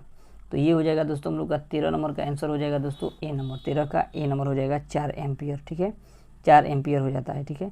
नेक्स्ट क्वेश्चन कह रहा है हम लोग का 14 नंबर क्वेश्चन की विद्युत किसी चालक के विद्युत प्रतिरोध का मात्रक, विद्युत प्रतिरोधकता का मात्रक होता है। तो 14 नंबर का हो जाएगा दोस्तों हम लोग का बी नंबर, ओम मीटर हो जाता है, क्या हो जाता है ओम मीटर, प्रतिरोधकता का मान होता है ओम मीटर। नेक्स्ट क्वेश्चन कह रहा है कि हमारे घरों में जो बिजली आपूर्ति की जाती है वो कितना होता है। तो देखिए वो प्रत्यावर्ती धारा एक दिष्ट धारा होता है ना। तो 15 नंबर का आंसर हो जाएगा दोस्तों हम लोग का सी नंबर, 220 वोल्ट प्रत्यावर्ती धारा होता है। एक दिष्ट धारा यानी डीसी होता है, प्रत्यावर्ती धारा यानी एसी होता है। तो हम लोग एसी का ही यूज करते हैं ना, तो एसी का यूज करते हैं 220 वोल्ट पर, है ना, तो इसको याद रखिएगा। नेक्स्ट क्वेश्चन कह रहा है हम लोग का कि किसी चालक के छोरों के बीच विभवांतर जो है भी प्रतिरोध R एवं प्रवाहित धारा I के बीच संबंध है। तो 16 नंबर का हो जाएगा दोस्तों हम लोग का सी नंबर, 16 का सी, R इक्वल टू V बट्टा आई इक्वल टू, हम लोग चूँकि फार्मूला हम लोग जानते हैं क्या, चूँकि हम लोग फार्मूला हम लोग जानते हैं कि V equal to I R, V equal to क्या होता है R होता है ना। तो हम लोग को R पूछ रहा है तो R इक्वल टू अगर बनाएंगे, इधर R रखते हैं, मान लीजिए एक गुना में है ना I, तो V बट्टा में क्या हो जाएगा I, भाग में हो जाएगा, तो R इक्वल टू V बट्टा आई, सिंपली इसको याद रखिएगा। नेक्स्ट क्वेश्चन कह रहा है कि 100 वाट का विद्युत बल्ब 250 वोल्ट के विद्युत मेन में जोड़ा जाता है तो बल्ब का प्रवाहित धारा का मान कितना हो जाएगा, ठीक है। तो ये जो है हम लोग का 17 नंबर का दोस्तों आंसर हो जाएगा बी नंबर है ना, 17 का बी नंबर 0.4 एम्पियर हो जाता है। नेक्स्ट क्वेश्चन कह रहा है हम लोग का दोस्तों कि जब विद्युत धारा जब किसी चालक तार से विद्युत धारा प्रवाहित होती है तो गतिशील कण होते हैं।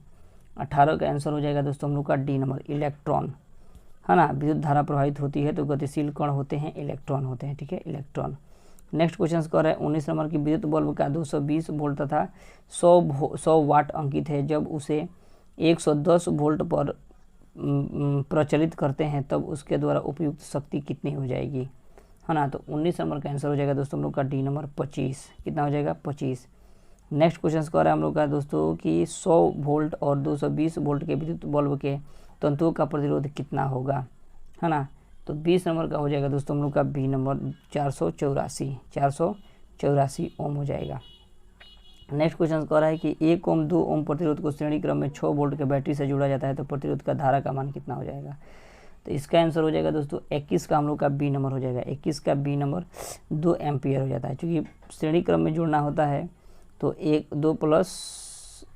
प्लस 2 बराबर कितना हो जाएगा 3। अब हम लोग को क्या निकालना है, जोड़ने पर धारा का मान। तो आई इक्वल टू क्या होता है, V बट्टा आर होता है ना। तो 6 बट्टा में 3 यानी 3 दूना 6, है ना, यानी 2 एम्पियर आ गया। 2 एम्पियर आंसर हो जाएगा हम लोग का। ठीक है। नेक्स्ट क्वेश्चन कह रहा है दोस्तों कि ओम के नियम का गणितीय रूप क्या होता है। तो V equal to I R नहीं दिया है ना, V equal to I R होता है, V equal to I R. तो इसका हो जाएगा 22 नंबर का हो जाएगा दोस्तों हम लोग का B number, V equal to I R से निकाल लीजिएगा।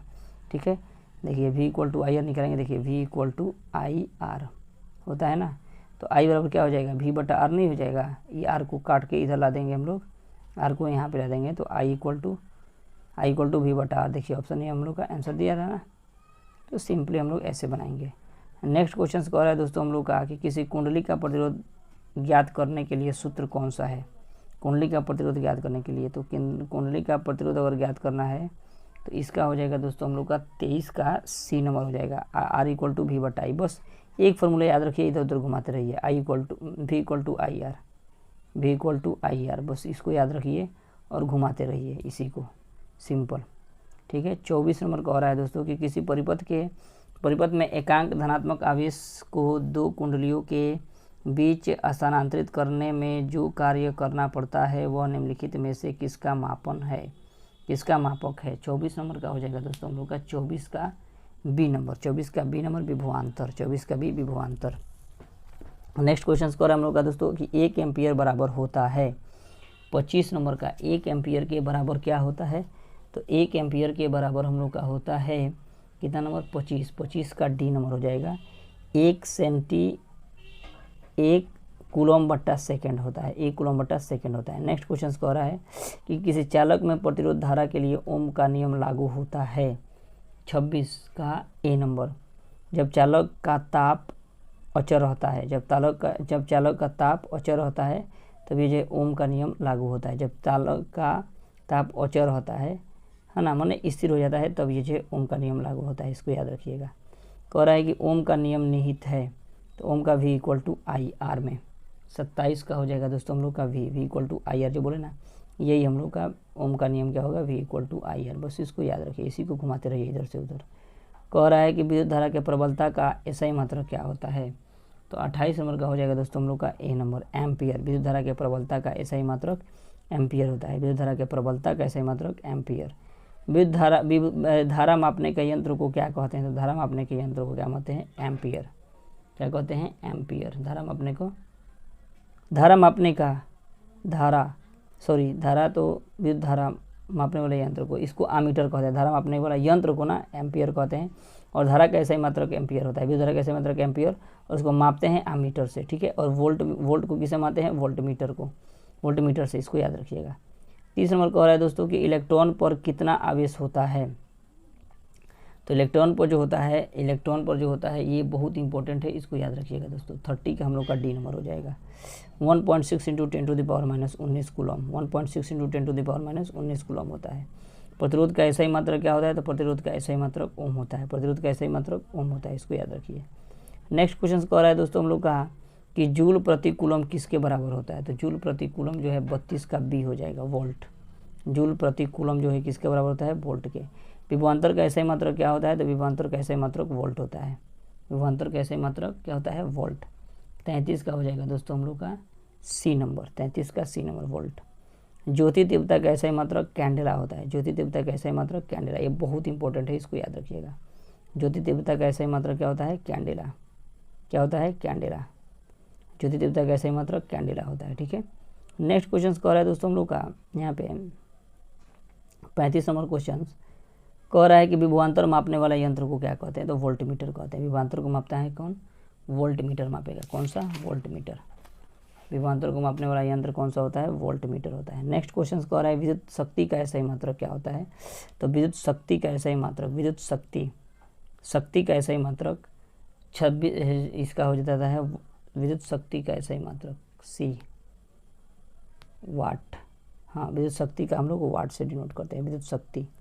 ऊर्जा का मात्रक जूल होता है, ऊर्जा का मात्रक जूल होता है, ऊर्जा का मात्रक जूल और कार्य का मात्रक भी जूल होता है। लेकिन विद्युत शक्ति वाट से मापते हैं। किससे? वाट से। नेक्स्ट कह रहा है हम लोग का दोस्तों कि आवेश प्रवाहित करने के समय की दर को क्या कहते हैं? आवेश प्रवाह के समय के दर को क्या कहते हैं? तो 37 नंबर का हो जाएगा दोस्तों हम लोग का ए नंबर, धारा। क्या हो जाएगा? धारा। नेक्स्ट क्वेश्चन हम लोग का कह रहा है कि 1 कूलम तुल्य है, 1 कूलम तुल्य है, तो 38 नंबर का हो जाएगा दोस्तों हम लोग का बी नंबर, 1 एम्पियर गुने 1 सेकेंड हो जाएगा, 1 एम्पियर गुने 1 सेकेंड। कह रहा है 1 किलोवाट घंटा मात्रक होता है, तो 39 नंबर का हो जाएगा दोस्तों हम लोग का 39 का बी नंबर, 39 का बी। विद्युत ऊर्जा का 40 नंबर कह रहा है कि 1 विद्युत यूनिट कहलाता है, 1 विद्युत यूनिट कहलाता है, तो 40 नंबर का हो जाएगा दोस्तों हम लोग का 40 का बी। 1 किलोवाट घंटा, 1 विद्युत यूनिट बराबर होता है 1 किलोवाट घंटा। नेक्स्ट क्वेश्चन कर रहा है 1 किलोवाट बराबर होता है, 1 किलोवाट बराबर होता है, तो 41 नंबर का ए हो जाएगा 3.6 गुने 10 के पावर 6 जूल होता है। 1 किलोवाट बराबर होता है तो 3.6 गुने 10 के पावर 6 जूल होता है 1 किलोवाट घंटा। इसको याद रखिएगा, बहुत इंपॉर्टेंट है। 1 किलोवाट बराबर होता है 3.6 गुने 10 के पावर 6 जूल होता है। ठीक है। उसके बाद नेक्स्ट क्वेश्चन कह रहा है कि 1 जूल में कितने कैलोरी होती है? तो 1 जूल में जो है कितने कैलोरी होती है? तो 42 का हो जाएगा डी नंबर, 0.24 कैलोरी, 0.24 कैलोरी होता है। ठीक है। उसके बाद नेक्स्ट क्वेश्चन कह रहा है कि विद्युत बल्ब के फिलामेंट बना होता है, तो ये टंगस्टन का बना होता है, टंगस्टन का। किसका? टंगस्टन का। नेक्स्ट क्वेश्चन कह रहा है कि किलोवाट घंटा बराबर होता है, किलोवाट घंटा बराबर होता है, तो 44 का हो जाएगा दोस्तों हम लोग का ए नंबर, 1 यूनिट। क्या हो जाएगा? 1 यूनिट। 45 नंबर कह रहा है कि 1 हॉर्स पावर यानी अश्वशक्ति बराबर होता है, तो 45 नंबर का हो जाएगा दोस्तों हम लोग का बी नंबर, 746 वाट होता है, 746 वाट। 1 हॉर्स पावर यानी अश्वशक्ति बराबर 746 वाट होता है। वाट किसका? अश्वशक्ति का ऐसा ही मात्रक होता है। ऊर्जा किसका मात्रक होता है? तो कार्य देखिए, जूल जो होता है कार्य, और जूल जो होता है जूल कार्य का ऐसा ही मात्रक बोलेगा और ऊर्जा का ऐसा ही मात्रक बोलेगा तो जूल ही होता है। कार्य का भी ऐसा ही मात्रक जूल और ऊर्जा का भी ऐसा ही मात्रक जूल होता है। इसको याद रखिएगा। नेक्स्ट क्वेश्चन कह रहा है कि किसी वोल्टमीटर के स्केल पर 0 वोल्ट और 1 वोल्ट के बीच के 20 विभाजन चिन्ह है, तो उस वोल्टमीटर में अल्पमापांक है। 46 का हो जाएगा दोस्तों हम लोग का B number, 0.05 volt. Next question कह रहा है कि 1 माइक्रो एम्पियर विद्युत धारा निम्नलिखित में से कौन सी है ना। यानी हम लोग का 47 का आंसर कह रहा है दोस्तों, 47 का सी हो जाएगा, 10 के पावर -6 एम्पियर। नेक्स्ट कह रहा है किसी विद्युत धारा के सतत तथा बंद पथ को कहते हैं, इसको विद्युत परिपथ कहते हैं। ठीक है। 48 नंबर का ए नंबर हो जाएगा, विद्युत परिपथ। क्या हो जाएगा? विद्युत परिपथ। नेक्स्ट क्वेश्चन कह रहा है दोस्तों 49 नंबर हम लोग का क्वेश्चन कह रहा है कि निम्नलिखित में से कौन सा पद विद्युत परिपथ के विद्युत शक्ति को निरूपित करता है? तो 49 नंबर का हो जाएगा क्या चीज़? 49 का हम लोग का हो जाएगा दोस्तों 49 का ए नंबर, I²R विद्युत शक्ति को निरूपित करता है, I²R से निरूपित करते हैं। नेक्स्ट क्वेश्चन कह रहा है 50 नंबर निम्नलिखित में से कौन सा संबंध सत्य है? तो V = IR, यही हम लोग का सत्य है, एक और सब गलत है। 50 नंबर का V = IR है ना। सी नंबर 50 का है ना, 50 का दोस्तों हम लोग का कितना हो जाएगा? सी नंबर सही है। तो आज की इस वीडियो में दोस्तों हम लोग यहाँ पे 50 तक ही क्वेश्चन रहने देते हैं, है ना। नेक्स्ट वीडियो में दोस्तों हम लोग बहुत ही इंपॉर्टेंट चैप्टर है 51 से हम लोग कंटिन्यू करेंगे और हर एक क्वेश्चंस को देखेंगे कि कैसे हम लोग बनाएंगे। चलिए नेक्स्ट वीडियो में मिलते हैं दोस्तों। चैनल पर नए होंगे तो चैनल को सब्सक्राइब कर लीजिएगा, है ना। बस आप लोग प्यार बनाए रखिए, बहुत सारा इस पर आप लोग को प्रोवाइड किया जाएगा, जो भी एक्स्ट्रा ऑर्डिनरी दिखाने का प्रयास करना है। तो इस चैनल पर बने रहिए, चैनल को सब्सक्राइब कर लीजिएगा और चैनल पर नए होंगे तो इसको लाइक भी जरूर करिएगा। चलिए मिलते हैं नेक्स्ट वीडियो में, तब तक के लिए जय हिंद दोस्तों। तो हेलो दोस्तों, आज हम लोग यहाँ पे कार्बन एवं उनके यौगिक चैप्टर पढ़ेंगे हम लोग। ठीक है।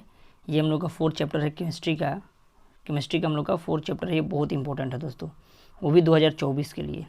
2024 के लिए बहुत ही इंपॉर्टेंट होने वाला है क्वेश्चन दोस्तों। आप लोग चैनल पर नए होंगे तो चैनल को सब्सक्राइब कर लीजिएगा। बहुत सारा वीडियो जो है हम लोग प्रोवाइड कर दिए हैं इस चैनल पे, आप लोग जाके देख सकते हैं, ठीक है।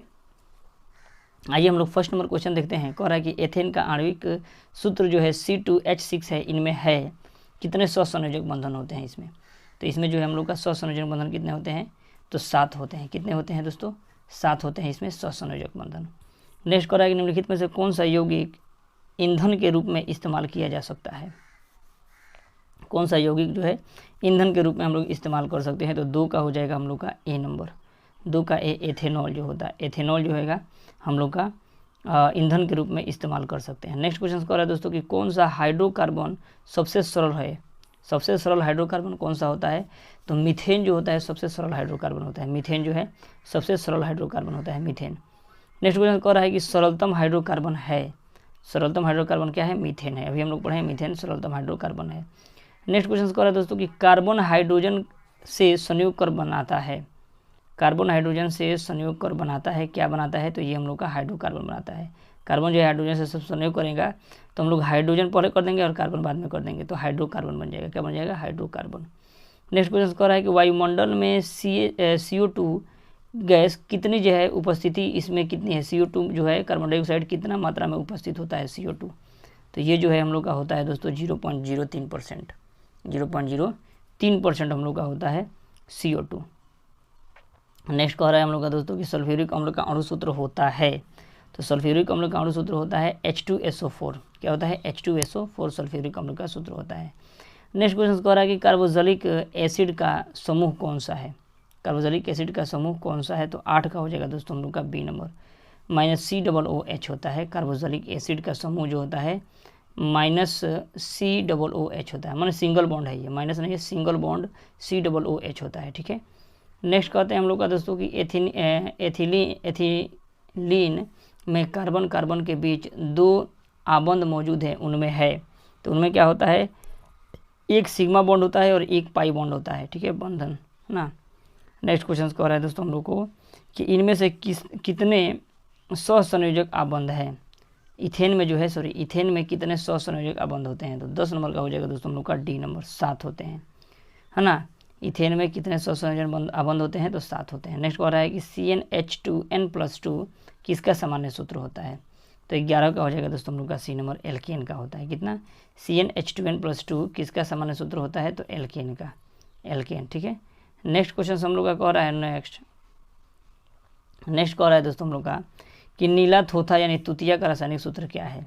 नीला थोथा यानी तुतिया का जो है रासायनिक सूत्र क्या होता है, तो 12 का हो जाएगा दोस्तों हम लोग का बी नंबर। 12 का बी नंबर CuSO4 है ना, 5H2O होता है, 5H2O CuSO4 नीला थोथा या तुतिया, नीला थोथा या तुतिया CuSO4 5H2O होता है। फिर कह रहा है हम लोग का कि नाइट्रोजन अणु में कितने सहसंयोजन आबंध होते हैं। नाइट्रोजन अणु में कितने सहसंयोजन आबंध होते हैं, तो इसका हो जाएगा दोस्तों हम लोग का 13 नंबर का सी हो जाएगा, 13 का सी नंबर हो जाएगा, 3 होते हैं। कितने होते हैं, 3। नेक्स्ट क्वेश्चन कह रहा है कि संगमरमर का रासायनिक सूत्र क्या है, तो संगमरमर का जो है रासायनिक सूत्र हम लोग का ए नंबर हो जाएगा, CaCO3 होता है। संगमरमर का यही होता है जिसको कैल्शियम कार्बोनेट कहते हैं, और खड़िया का भी यही होता है, खड़िया। नेक्स्ट क्वेश्चन कह रहा है कि चीनी का रासायनिक सूत्र क्या है, तो चीनी का रासायनिक सूत्र जो है हम लोग का चीनी का रासायनिक सूत्र हम लोग का होता है C12H22 और O11 होता है, C12H22 और 11 होता है, ठीक है, चीनी का सूत्र। नेक्स्ट कह रहा है हम लोग का दोस्तों 16 नंबर क्वेश्चन कह रहा है कि सोडियम कार्बोनेट जो होता है, सोडियम कार्बोनेट का अणुसूत्र क्या होता है, तो सोडियम कार्बोनेट, तो 16 नंबर का हो जाएगा ए नंबर। Na2CO3 जो होता है सोडियम कार्बोनेट होता है, Na2CO3 जो है सोडियम कार्बोनेट होता है। नेक्स्ट क्वेश्चन कह रहा है हम लोग दोस्तों कि कार्बोनिक समूह को सूचित किया जा सकता है, कार्बोनिक समूह को सूचित किया जा सकता है, तो 17 का हो जाएगा दोस्तों हम लोग का C number. Single bond CO द्वारा कार्बोक्सिलिक समूह को सूचित किया जाता है। नेक्स्ट कह रहा है कि इथाइल एल्कोहल का अणुसूत्र होता है, इथाइल एल्कोहल का अणुसूत्र जो है हम लोग का 18 का बी हो जाएगा, C2H5OH जो होता है इथाइल एल्कोहल का अणुसूत्र होता है, C2H5OH इथाइल एल्कोहल का अणुसूत्र, C2H5OH। नेक्स्ट कह रहा है कि निम्नलिखित में से कौन सा एरोमेटिक हाइड्रोकार्बन है, निम्नलिखित में कौन सा एरोमेटिक हाइड्रोकार्बन है, तो एरोमेटिक हाइड्रोकार्बन जो है हम लोग का सी हो जाएगा, C6H6 जो होता है एरोमेटिक हाइड्रोकार्बन होता है, C6H6 aromatic hydrocarbon. Next question, निम्नलिखित में से किस हाइड्रोकार्बन के 3 आबंध होते हैं? निम्नलिखित में से किस हाइड्रोकार्बन के 3 आबंध होते हैं? तो इसका हो जाएगा दोस्तों हम लोग का 20 नंबर का हो जाएगा सी नंबर, C3H4 जो है हाइड्रोकार्बन के 3 आबंध होते हैं। नेक्स्ट क्वेश्चन है कि निम्नलिखित में से कौन सा यौगिक समावयवी है? 21 नंबर का समावयवी है, तो 21 का हो जाएगा दोस्तों हम लोग का सी नंबर, C2H5OH और CH3OCH3 होता है समावयवी अवयव होता है। नेक्स्ट कह रहा है दोस्तों हम लोग का कि एल्कोहल एथेनॉल यानी एल्कोहल का क्रियाशील मूलक है। एथेनॉल एल्कोहल का क्रियाशीलक मूलक है, तो 22 नंबर का हो जाएगा दोस्तों हम लोग का 22 का ए नंबर हो जाएगा। एल्कोहल या एथेनॉल इसी को कहते हैं, एल्कोहल या एथेनॉल को होता है सिंगल बॉन्ड OH होता है, सिंगल बॉन्ड OH। निम्नलिखित में से कौन सा स्वसंयोजी यौगिक है? निम्नलिखित में से कौन सा स्वसंयोजी यौगिक होता है? तो ये हमको ये याद रखिएगा, बहुत इंपॉर्टेंट है दोस्तों। स्वसंयोजी यौगिक जो होता है 23 का हम लोग का ए नंबर हो जाएगा, CH4 जो है स्वसंयोजी यौगिक होता है, बहुत इंपॉर्टेंट है। नेक्स्ट कह रहा है सिंगल बॉन्ड COOH जो है अभिक्रिया में मूलक को क्या कहते हैं? इसी को हम लोग अभी न पढ़े हैं ऊपर में, इसी को अम्ल कहते हैं। क्या कहते हैं? अम्ल। नेक्स्ट क्वेश्चन कह रहा है कि सिंगल बॉन्ड CHO क्रियाशील मूलक को क्या कहते हैं? 25 नंबर का बी हो जाएगा, एल्डिहाइड कहते हैं। क्या कहते हैं? एल्डिहाइड। सिंगल बॉन्ड CHO मूलक को क्या कहते हैं? तो एल्डिहाइड। क्या कहते हैं? एल्डिहाइड। नेक्स्ट क्वेश्चन कह रहा है कि N2 अणु में नाइट्रोजन अणुओं के बीच में कितने सहसंयोजन आबंध होते हैं? तो 26 नंबर का हो जाएगा दोस्तों हम लोग का सी, 3 होते हैं। कितने होते हैं? 3 होते हैं। फिर हम लोग का नेक्स्ट क्वेश्चन कह रहा है दोस्तों कि बेंजीन का अणु सूत्र क्या होता है? बेंजीन का, तो 27 नंबर का हो जाएगा दोस्तों हम लोग का सी नंबर, 27 का सी नंबर। बेंजीन जो होता है C2H2 होता है, बेंजीन C2H2, सॉरी 27 का सी होगा, सॉरी 27 का सी, वही तो हम कह रहे हैं 27 का सी होगा। C6H6 जो होता है बेंजीन का फॉर्मूला होता है, ठीक है। हम लोग का बेंजीन का फॉर्मूला C6H6 होता है, बेंजीन C6H6 फार्मूला होता है हम लोग का, ठीक है। C6H6 बहुत ही इंपॉर्टेंट है दोस्तों, इसको याद रखिए। नेक्स्ट कह रहा है कि सबसे कठोरतम तत्व कौन सा होता है? तो हीरा जो है सबसे कठोरतम होता है, हीरा जो है सबसे कठोर होता है। नेक्स्ट कह रहा है कि अक्रिय तत्व कौन है? अक्रिय तत्व जो है हम लोग का हीलियम होता है, हीलियम, नियोन, आर्गन, ये सब अक्रिय गैस है, ठीक है। फिर कह रहा है हम लोग का क्लोरीन की संयोजकता कितनी होती है? 30 नंबर का, क्लोरीन की संयोजकता 1 होती है। क्लोरीन की संयोजकता कितनी होती है? 1। क्लोरीन की संयोजकता 1 होती है। नेक्स्ट कह रहा है हाइड्रोकार्बन कौन है? हाइड्रोकार्बन जो हम लोग का कौन होता है? तो 31 नंबर का हो जाएगा दोस्तों हम लोग का बी नंबर, C6H12O6 जो होता है हाइड्रोकार्बन होता है। नेक्स्ट कह रहा है 32 का सिंगल बॉन्ड OH मूलक होता है किसका? तो OH जो होता है हम लोग का होता है दोस्तों एल्कोहल का, OH alcohol, OH alcohol, OH alcohol, याद रखिएगा, ठीक है। नेक्स्ट कह रहा है हम लोग का कि कैसे वैसे कार्बनिक यौगिक जो कार्बन तथा हाइड्रोजन से मिलकर बने होते हैं उसे क्या कहते हैं? हाइड्रोकार्बन कहते हैं। हाइड्रो को पहले और कार्बन को बाद में, यानी हाइड्रोकार्बन, सिंपल। नेक्स्ट कह रहा है दोस्तों हम लोग का कि जैव गैस के मुख्य अवयव होते हैं। तो जैव गैस के मुख्य अवयव कितना होते हैं? तो 34 का हम लोग का हो जाएगा सी नंबर, 34 का सी नंबर, मीथेन होते हैं। जैव गैस यानी बायोगैस का हम लोग का मुख्य अवयव क्या होता है? मीथेन होता है। कहा जाएगा कि सड़े हुए पुआल में कौन सा गैस होता है? तो मीथेन होता है, इसको याद रखिएगा। विरंजक चूर्ण का सूत्र क्या होता है? विरंजक चूर्ण का सूत्र जो होता है हम लोग का 35 नंबर का हो जाएगा दोस्तों हम लोग का बी नंबर, 35 का बी नंबर, CaOCl2, CaOCl2 जो होता है विरंजक चूर्ण का फार्मूला होता है। विरंजक चूर्ण का फार्मूला क्या होता है? CaOCl2 विरंजक चूर्ण का फार्मूला होता है। नेक्स्ट क्वेश्चन हम लोग का कह रहा है दोस्तों कि एल्कीनो का सामान्य सूत्र है। तो एल्कीनो का सामान्य सूत्र जो है हम लोग का कितना नंबर? 36 नंबर का हो जाएगा दोस्तों हम लोग का ए नंबर, एल्कीनो। CnH2n होता है एल्कीनो का, CnH2n।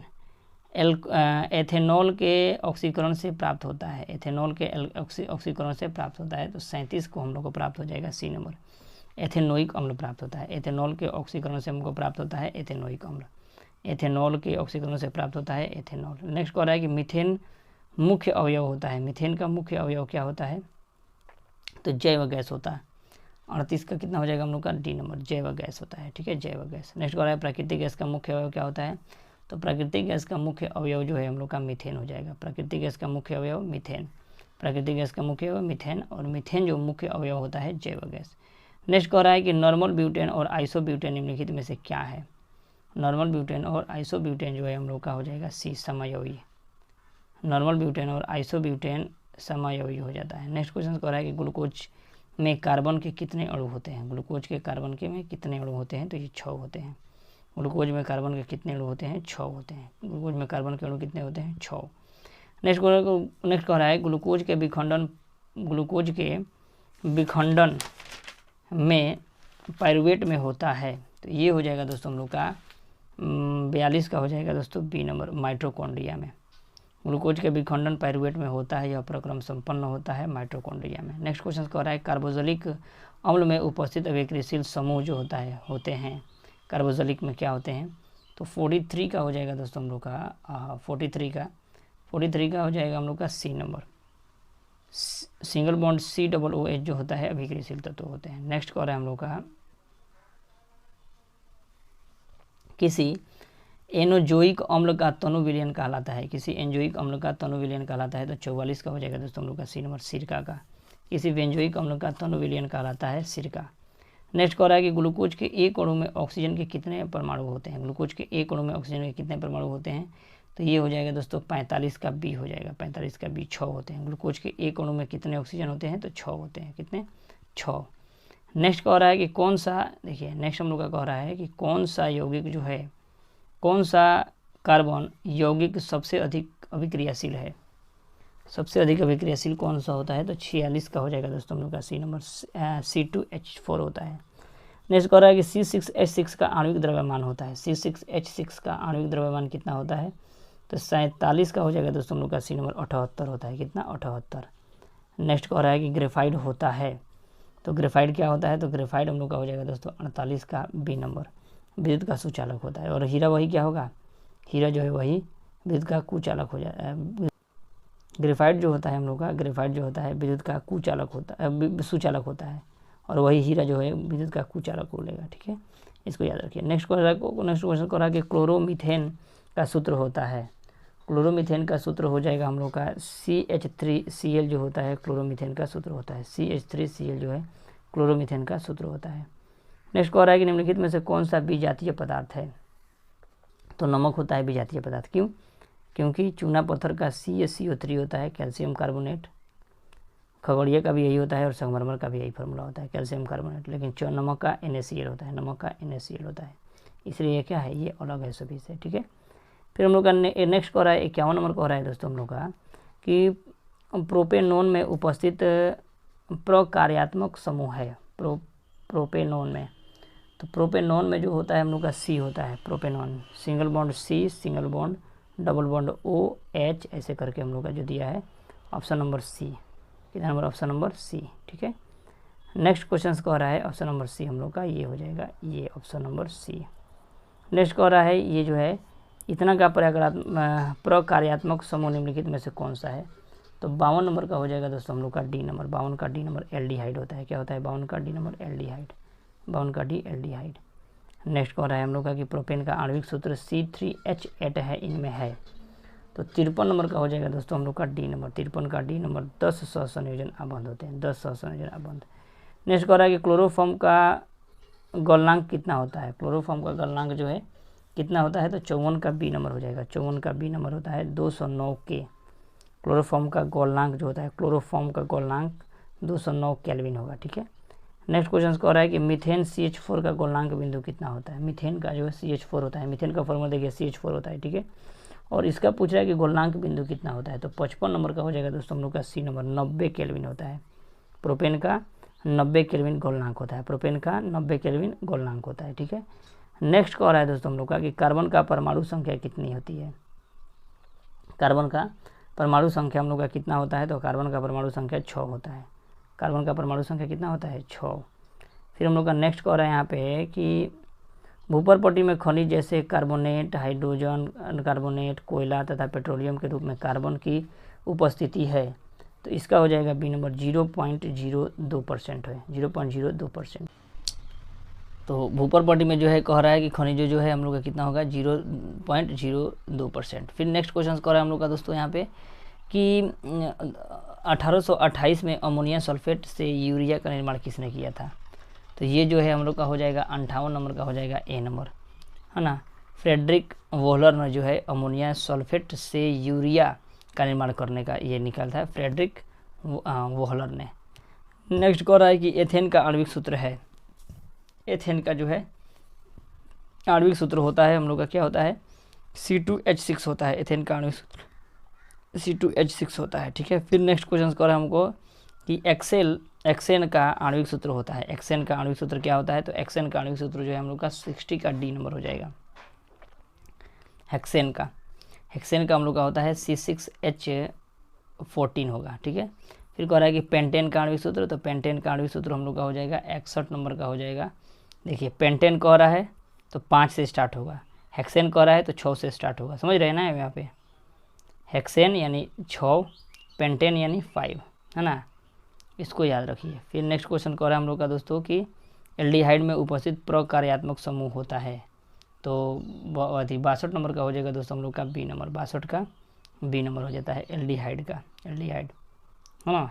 नेक्स्ट क्वेश्चन कह रहा है दोस्तों हम लोग का कि सामान्यतः एथेनॉल को क्या कहा जाता है, तो एथेनॉल को कहा जाता है एल्कोहल, सामान्यतः एथेनॉल को क्या कहा जाता है, तो एल्कोहल कहा जाता है। नेक्स्ट कह रहा है कि सूर्य के प्रकाश को रासायनिक ऊर्जा में बदलने में सर्वाधिक सक्षम कौन सा होता है, सूर्य के प्रकाश को रासायनिक ऊर्जा में बदलने में सर्वाधिक क्षमता जो है हम लोग का किसका होता है, तो गन्ना का होता है, किसका, गन्ना का होता है। नेक्स्ट कह रहा है हम लोग का दोस्तों कि एथेनोइक अम्ल का सामान्यतः क्या कहा जाता है, एथेनोइक अम्ल को, तो एथेनोइक अम्ल को हम लोग सामान्यतः कह सकते हैं क्या चीज़, एसिटिक अम्ल, एसिटिक अम्ल कह सकते हैं, एथेनोइक अम्ल को क्या कह सकते हैं, एसिटिक अम्ल कह सकते हैं।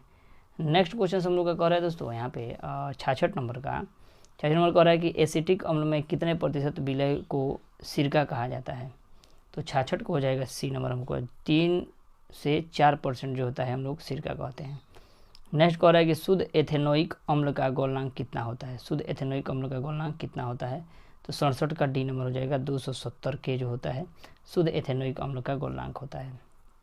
नेक्स्ट कह रहा है कि हाइड्रोजन के 2 परमाणुओं के बीच कितने आबंध बनते हैं, हाइड्रोजन के 2 परमाणुओं के बीच कितने आबंध बनते हैं, तो ये हो जाएगा हम लोग का 1 आबंध बनता है, कितना बंध, 1 आबंध। नेक्स्ट कह रहा है कि निम्नलिखित में से कौन सा असंतृप्त हाइड्रोकार्बन है, असंतृप्त हाइड्रोकार्बन जो है हम लोग का कितना हो जाएगा, B नंबर, एथेन जो होता है असंतृप्त हाइड्रोकार्बन होता है, एथेन। नेक्स्ट कह रहा है कि 273 केल्विन तापमान पर एथेनॉल को अधिकतम सांद्र सल्फ्यूरिक अम्लों के साथ गर्म करने पर एथेनॉल का निर्जलीकरण होकर क्या बनता है, तो 70 नंबर का हो जाएगा दोस्तों हम लोग का B नंबर, एथीन बनता है, क्या बनता है, एथीन। नेक्स्ट कह रहा है कि सामान्यतः ब्यूटेन का संरचना सूत्र होता है, ब्यूटेन का संरचना सूत्र होता है 71 का A नंबर, 71 का A जो है संरचना सूत्र होता है हम लोग का। नेक्स्ट कह रहा है कि कार्बन का संयोजकता होती है, तो कार्बन का संयोजकता कितने होती है, तो कार्बन की संयोजकता जो है हम लोग का होती है A नंबर, 4 होती है संयोजकता। नेक्स्ट कह रहा है दोस्तों असंतृप्त हाइड्रोकार्बन में कितने कार्बन परमाणुओं के बीच त्रिव आबंध होते हैं वे कहलाते हैं, तो 73 का हो जाएगा B नंबर, एल्काइन होते हैं, एल्काइन। नेक्स्ट कह रहा है दोस्तों हम लोग का ग्लूकोज का रासायनिक सूत्र निम्नलिखित में से कौन सा होता है, तो ग्लूकोज का रासायनिक सूत्र जो है हम लोग का हो जाएगा दोस्तों 74 का हम लोग का ग्लूकोज का C6H12O6 होता है, C नंबर ऑप्शन, ठीक है। अब हम लोग नेक्स्ट वीडियो में दोस्तों हम लोग तत्वों का वर्गीकरण का पढ़ना स्टार्ट करेंगे, 5 नंबर चैप्टर है हम लोग का, इसका जितना भी हो सकता है सभी क्वेश्चन को आप लोगों को पढ़ाया जाएगा दोस्तों। हम आपको बता दें कि पिछले बार में हमने इतना बढ़िया से पढ़ाया था दोस्तों कि हम लोग का इसमें आप लोग का बहुत सारा क्वेश्चन लड़ गया था, है ना, बहुत सारा क्वेश्चन लड़ गया था, आपको विश्वास नहीं होगा तो मेरे चैनल पे जाके पिछला वीडियो आप लोग देख सकते हैं 2023 का। बहुत सारे दोस्त लोगों ने हमको बोला भी है सर आपका जो भी पढ़ाए थे आप बहुत सारा आपका क्वेश्चन लड़ गया था, तो बस आप लोग इस चैनल पर नए होंगे तो चैनल को सब्सक्राइब कर लीजिएगा, बहुत सारा क्वेश्चन आप लोग को प्रोवाइड किया जा रहा है, ठीक है।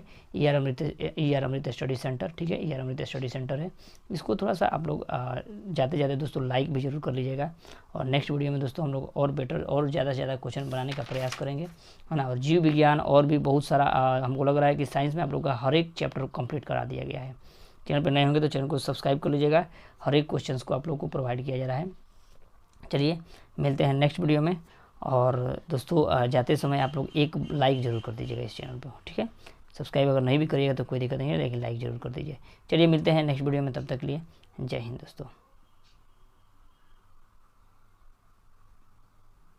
दोस्तों आज हम लोग यहाँ पे तत्वों का वर्गीकरण चैप्टर जो है हम लोग का 5 नंबर चैप्टर जो है ना, NCERT बुक से, इसका हम लोग पूरा ऑब्जेक्टिव क्वेश्चंस देखेंगे जो बहुत ही इंपॉर्टेंट होने वाला है दोस्तों।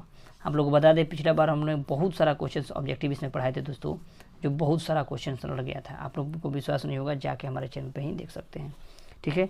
इसलिए इस बार भी हम लोग पूरा 2024 के लिए दोस्तों बहुत ही फैंटेस्टिक वीडियो लाने वाले हैं आप लोगों के लिए। ये सब वीडियो अब बहुत सारा वीडियो पर बहुत सारा क्वेश्चंस भी हम आप लोगों को इसमें प्रोवाइड कर दिए हैं साइंस का, आप लोग जाके इस चैनल पे देख सकते हैं, ठीक है। और आप लोगों को लगेगा कि हाँ कुछ एक्स्ट्रा इस पे चैनल पे बताया जा रहा है, बस आप लोग इस चैनल पे जाके एक बार विजिट कर सकते हैं दोस्तों। कह रहा है कि आधुनिक आवर्त सारणी में समूहों की संख्या कितनी होती है। तो समूहों की संख्या हम लोग का आधुनिक आवर्त सारणी में समूहों की संख्या कितनी होती है, तो समूहों की संख्या 18 होती है। कितनी होती है? 18। कितनी? 18। नेक्स्ट क्वेश्चन कह रहा है दोस्तों कि हम लोग का यहाँ पे है, देखिए नेक्स्ट कह रहा है कि हम लोग का कि सल्फर परमाणुओं के बाह्यतम कक्षा में इलेक्ट्रॉनों की संख्या कितनी होती है। सल्फर परमाणु की, तो सल्फर परमाणु की बाह्यतम कक्षा में जो है हम लोग का कितनी परमाणु होती है, तो इसका हो जाएगा दोस्तों 2 का हम लोग का सी नंबर 6 होती है। कितनी होती है? 6। नेक्स्ट क्वेश्चन कह रहा है कि आवर्त सारणी के उदग्र स्तंभ को क्या कहते हैं। उदग्र यानी जो खड़ा रहता है उसको हम लोग क्या बोलते हैं, तो उसको हम लोग 3 को बोलेंगे, 3 का ए वर्ग कहते हैं। क्या कहते हैं? वर्ग। नेक्स्ट कह रहा है कि आधुनिक आवर्त सारणी के प्रथम वर्ग के सदस्य है, प्रथम वर्ग के सदस्य को हम लोग क्या कहते हैं, तो क्षारीय धातु कहते हैं। कितना? 4 का बी हो जाएगा हम लोग का, क्षारीय धातु कहते हैं पहला को, क्षारीय धातु। नेक्स्ट क्वेश्चन कह रहा है दोस्तों हम लोग का कि आवर्त सारणी में शून्य समूह का तत्व है। आवर्त सारणी में शून्य समूह का तत्व कौन सा हो सकता है, तो 5 नंबर का हो जाएगा दोस्तों हम लोग का बी नंबर, 5 का बी। हीलियम जो है शून्य समूह का सदस्य है। क्यों? देखिए इसको समझिएगा, क्योंकि जो भी अक्रिय गैसें होते हैं उनको हम लोग शून्य समूह में रखते हैं। जो भी अक्रिय गैस है उसको शून्य समूह में रखते हैं। तो ये जो है हम लोग का शून्य समूह में जो है हम लोग का अक्रिय gas helium, neon, argon, krypton, ये सब जितना भी हम लोग का शून्य समूह का होगा, क्योंकि ये सब अक्रिय गैसें हैं, ठीक है। नेक्स्ट कह रहा है कि मीथेन में कितने सहसंयोजन आबंध होते हैं। मीथेन में कितने सहसंयोजन आबंध होते हैं, 6 के बी हो जाएगा 4। मीथेन में कितने सहसंयोजक बंध होते हैं, तो 4 होते हैं। नेक्स्ट क्वेश्चन कह रहा है हम लोग का दोस्तों 7 नंबर की आधुनिक आवर्त सारणी में तत्वों का वर्गीकरण का आधार क्या है। देखिए 2 तरह का है, एक आधुनिक आवर्त सारणी और एक है हम लोग का मेंडलीव का आवर्त सारणी। तो आधुनिक आवर्त सारणी में हम लोग का परमाणु द्रव्यमान 7 का 7 देखिए आधुनिक आवर्त सारणी में जो है, आधुनिक आवर्त सारणी में परमाणु संख्या पर आधारित है। आधुनिक आवर्त सारणी में तत्वों का वर्गीकरण जो है किस पर किया गया है, परमाणु संख्या पर, और वही केवल मेंडलीव का आवर्त सारणी में परमाणु द्रव्यमान पर किया गया है। तो परमाणु द्रव्यमान पर देखिए समझिएगा एक बार और ध्यान से, बहुत इंपॉर्टेंट है दोस्तों, बार बार पूछता है। इसी में स्टूडेंट सबको बहुत ज़्यादा कन्फ्यूजन भी होता है। देखिए आधुनिक आवर्त सारणी में जो है हम लोग का तत्वों का वर्गीकरण जो है परमाणु संख्या पर आधारित है, परमाणु संख्या पर आधारित है। और वही कहेगा कि मेंडलीव का आवर्त सारणी किस पर आधारित है, मेंडलीव का आवर्त सारणी तो हो जाएगा हम लोग का परमाणु द्रव्यमान पर, परमाणु द्रव्यमान पर। इसको याद रखिएगा, बहुत इंपॉर्टेंट है दोस्तों। नेक्स्ट क्वेश्चन कह रहा है कि अमोनिया के अणु में नाइट्रोजन तथा हाइड्रोजन के परमाणुओं की संख्या कितनी होती है। अमोनिया के अणु में जो है नाइट्रोजन और हाइड्रोजन के परमाणुओं की संख्या कितनी होती है, तो 8 नंबर का हो जाएगा दोस्तों हम लोग का सी नंबर, 8 का सी। 1:3 होता है। कितना? 1:3। देखिए नाइट्रोजन का 1 हो जाएगा, और हाइड्रोजन देखिए हाइड्रोजन इस तरह लिखते हैं ना, तो हाइड्रोजन को इस तरह भी लिख सकते हैं, मतलब इसको 3 इधर घुमा दीजिए, 3 हो जाएगा। तो इसको सिंपली याद करने का 1:3 याद रखिए। नेक्स्ट क्वेश्चन कह रहा है हम लोग का कि लोहे का परमाणु संख्या है, तो लोहे का परमाणु संख्या हम लोग का 9 का हो जाएगा बी नंबर, 9 का बी नंबर होता है 26। नेक्स्ट क्वेश्चन कर रहा है आधुनिक आवर्त सारणी में वर्ग संख्या यानी ऊर्ध्व स्तंभ या समूह की संख्या होती है ना, तो इसकी समूहों की संख्या कितनी हो जाएगी, तो 10 का बी हो जाएगा 18 होती है। कितनी? 18। फिर नेक्स्ट क्वेश्चन कर रहा है हम लोग दोस्तों कि ओजोन के एक अणु में ऑक्सीजन के परमाणुओं की संख्या कितनी होती है, तो इसका हो जाएगा दोस्तों हम लोग का सी नंबर 3 होती है, क्योंकि ओजोन परत का जो फॉर्मूला होता है हम लोग का कितना होता है, O3 होता है। कितना होता है? O3। तो ये पूछ रहा है परमाणुओं की संख्या, तो परमाणु की संख्या कितनी है, 3 है ना, तो वही 3 हम लोग का हो जाएगा, ठीक है। नेक्स्ट क्वेश्चन कर रहा है हम लोग का आधुनिक आवर्त सारणी में कितने वर्ग यानी क्षैतिज होते हैं, तो क्षैतिज जो होते हैं हम लोग का 12 नंबर का हो जाएगा दोस्तों हम लोग का सी नंबर, 7 होते हैं, 7, ठीक है। कितने होते हैं? 7। नेक्स्ट क्वेश्चन कर रहा है कि हीलियम कैसा है, तो हीलियम जो है अक्रिय गैस है, और इसी को किस कक्ष में रखते हैं, शून्य में रखते हैं। शून्य, जो भी अक्रिय गैस है उसको शून्य वर्ग में रखते हैं, ठीक है। नेक्स्ट क्वेश्चन कर रहा है कि आवर्त सारणी में कितने आवर्त हैं, आवर्तों की संख्या कितनी होती है, तो 14 का हम लोग का आवर्तों की संख्या आवर्तों की संख्या कितनी होती है? तो आवर्तों की संख्या दोस्तों इसको आप बताइएगा कमेंट बॉक्स में, ठीक है। नेक्स्ट क्वेश्चन कह रहा है कि त्रिक का नियम निम्नलिखित में से किसके द्वारा प्रतिपादित किया गया था? त्रिक का नियम तो डेवरेनियर द्वारा किया गया था। किसके? डेवरेनियर द्वारा। और न्यूलैंड्स ने अष्टक नियम और मेंडलीफ ने आवर्त सारणी केवल, है ना। अब मोसले ने आधुनिक आवर्त सारणी। इसको याद रखिएगा, बहुत सिंपल, समझिएगा एक बात को। और 15 नंबर का बी हो जाएगा। कौन? त्रिक नियम दिया था डेवरेनियर ने, न्यूलैंड्स ने अष्टक नियम दिया था, मेंडलीफ ने केवल आवर्त सारणी दिया था। मेंडलीफ ने आवर्त सारणी केवल दिया था, है ना। और मोसले जो थे हम लोग का, ये दिए थे आधुनिक आवर्त सारणी। चारों प्रकार के बारे में जानेंगे, चारों आदमी के बारे में। ये बहुत इंपॉर्टेंट है दोस्तों, इसको याद रखिएगा। नेक्स्ट क्वेश्चन देखिए, यहाँ पे कह रहा है कि अष्टक नियम किसने प्रतिपादित किया था? अष्टक नियम हम लोग का किसने दिया था? न्यूलैंड्स ने अष्टक नियम दिया। अभी बताए ना, तो न्यूलैंड्स ने हम लोग को अष्टक नियम दिया। फिर कह रहा है मेंडलीफ के आवर्त सारणी के अनुसार तत्वों के वर्गीकरण में किनका आवर्त फलन होता है? देखिए अभी बताए हैं, मेंडलीफ का अभी बताए हैं ऊपर, परमाणु द्रव्यमान होता है, और मोसले का परमाणु संख्या। तो मेंडलीफ का क्या हो जाएगा? आवर्त परमाणु द्रव्यमान हो जाएगा, ठीक है। इसको याद रखिए। ये थोड़ा सा हल्का फुल्का नहीं दिख रहा है, हालांकि हम आपको बताने का पूरा प्रयास करेंगे कि आप लोगों को समझ में आ जाएगा। देखिए मेंडलीफ ने आवर्त में कितने क्रम में वर्गीकृत किया था? किसके बढ़ते क्रम में? तो परमाणु द्रव्यमान के बढ़ते क्रम में, परमाणु द्रव्यमान के। फिर कह रहा है कि आवर्त सारणी में किसी समूह के विशेष तत्वों के विद्युत धनात्मक अभिलक्षण ऊपर से नीचे की ओर जाता है तो क्या होता है? तो 19 नंबर का हो जाएगा दोस्तों हम लोग का, 19 का हो जाएगा दोस्तों हम लोग का क्या? 19 का हो जाएगा हम लोग का ए नंबर। 19 का ए नंबर बढ़ता है, क्या होता है? बढ़ता है। फिर नेक्स्ट क्वेश्चन कर रहा है 20 नंबर हम लोग का कि आवर्त सारणी में किसी आवर्त में बाएं से दाएं जाने पर तत्वों का ऑक्साइड में की अम्लीयता क्या होती है? तत्वों की ऑक्साइड की अम्लीयता जो होती है हम लोग का क्या होता है? बी नंबर होता है, बढ़ता है। क्या होता है? बढ़ता है। और तत्वों के ऑक्साइड की अम्लीयता बढ़ता है। नेक्स्ट क्वेश्चन कर रहा है दोस्तों हम लोग का 21 नंबर का कि कोई तत्व ए आवर्त सारणी के समूह 3 एवं दूसरे आवर्त के सदस्य जो निम्नलिखित गुणधर्मों के कौन सा उपयुक्त होगा? तो 21 नंबर का हो जाएगा दोस्तों हम लोग का डी नंबर, ठोस एवं कम धात्विक होता है। नेक्स्ट कह रहा है कि निम्नलिखित में से सबसे अधिक अभिक्रियाशील हैलोजन होता है। तो 22 नंबर का हो जाएगा दोस्तों हम लोग का ए नंबर, फ्लोरीन जो होता है सबसे ज़्यादा अधिक अभिक्रियाशील होता है। नेक्स्ट कह रहा है निम्नलिखित में से सबसे अधिक क्षारकीय होगा। तो सबसे अधिक क्षारकीय जो है 23 का ए नंबर हो जाएगा, Na2O होगा, Na2O। नेक्स्ट क्वेश्चन कह रहा है हम लोग का दोस्तों कि आवर्त सारणी के समूह एक का तत्व कहलाते हैं, एक का तत्व कहलाते हैं हम लोग का। तो 24 नंबर का हो जाएगा सी नंबर, क्षारीय धातु। अभी हम लोग पढ़े ना क्षारीय। मैग्नीशियम के आवर्त सारणी में कितने समूह सदस्य होते हैं? तो 25 नंबर का हो जाएगा दोस्तों हम लोग का बी नंबर, 25 का भी समूह 2 में होते हैं। नेक्स्ट कह रहा है हम लोग का दोस्तों, थोड़ा सा इतना ही थोड़ा सा दिक्कत है दोस्तों, समझिए। इसके बाद वाला देखिए हम लोग का पूरा क्लियर है, देख रहे हैं ना, एकदम क्लियर है। थोड़ा सा इतना ही में हम लोग का थोड़ा सा झेलना पड़ेगा हल्का फुल्का, ठीक है। तो नेक्स्ट कह रहा है हम लोग का 26 नंबर कह रहा है कि तत्वों के निम्नलिखित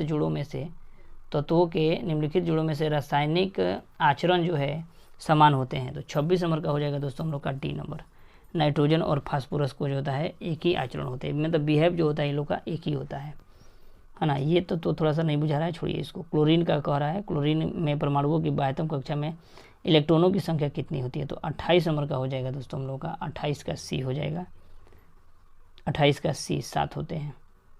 ये भी हटाइए, छोड़िए अब इतना, आगे बढ़ते हैं हम लोग। 31 नंबर कह रहा है किसने कहा कि तत्वों के मूल गुणधर्म उसके परमाणु संख्या है, ना कि परमाणु द्रव्यमान? तो यही कहा था मोसले ने, कहा था। किसने? 31 का मोसले भी बोले थे। और परमाणु द्रव्यमान के लिए कौन बोले थे? तो ये परमाणु द्रव्यमान के लिए बोले थे कौन सा? मेंडलीफ बोले थे। इसको याद रखिएगा, बहुत इंपॉर्टेंट है दोस्तों ये। नेक्स्ट कह रहा है कि आधुनिक आवर्त सारणी के नियम के अनुसार तत्वों का गुण धर्म है। आधुनिक आवर्त सारणी क्या? तो आधुनिक आवर्त सारणी क्या? परमाणु संख्या के आवर्त फलन, परमाणु संख्या के आवर्त फलन होते हैं। Option number B.